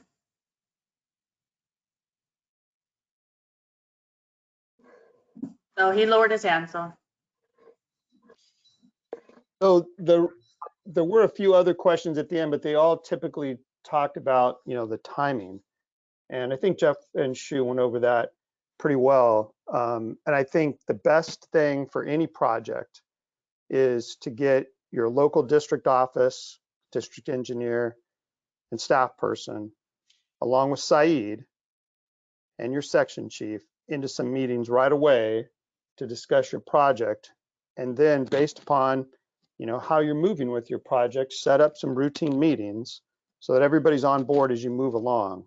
I think what does take a lot of time with some of these projects is many decisions are made between meetings that are then have to go back and you have to discuss. So keeping everybody on the same page as you move through is really important. I think that's about it.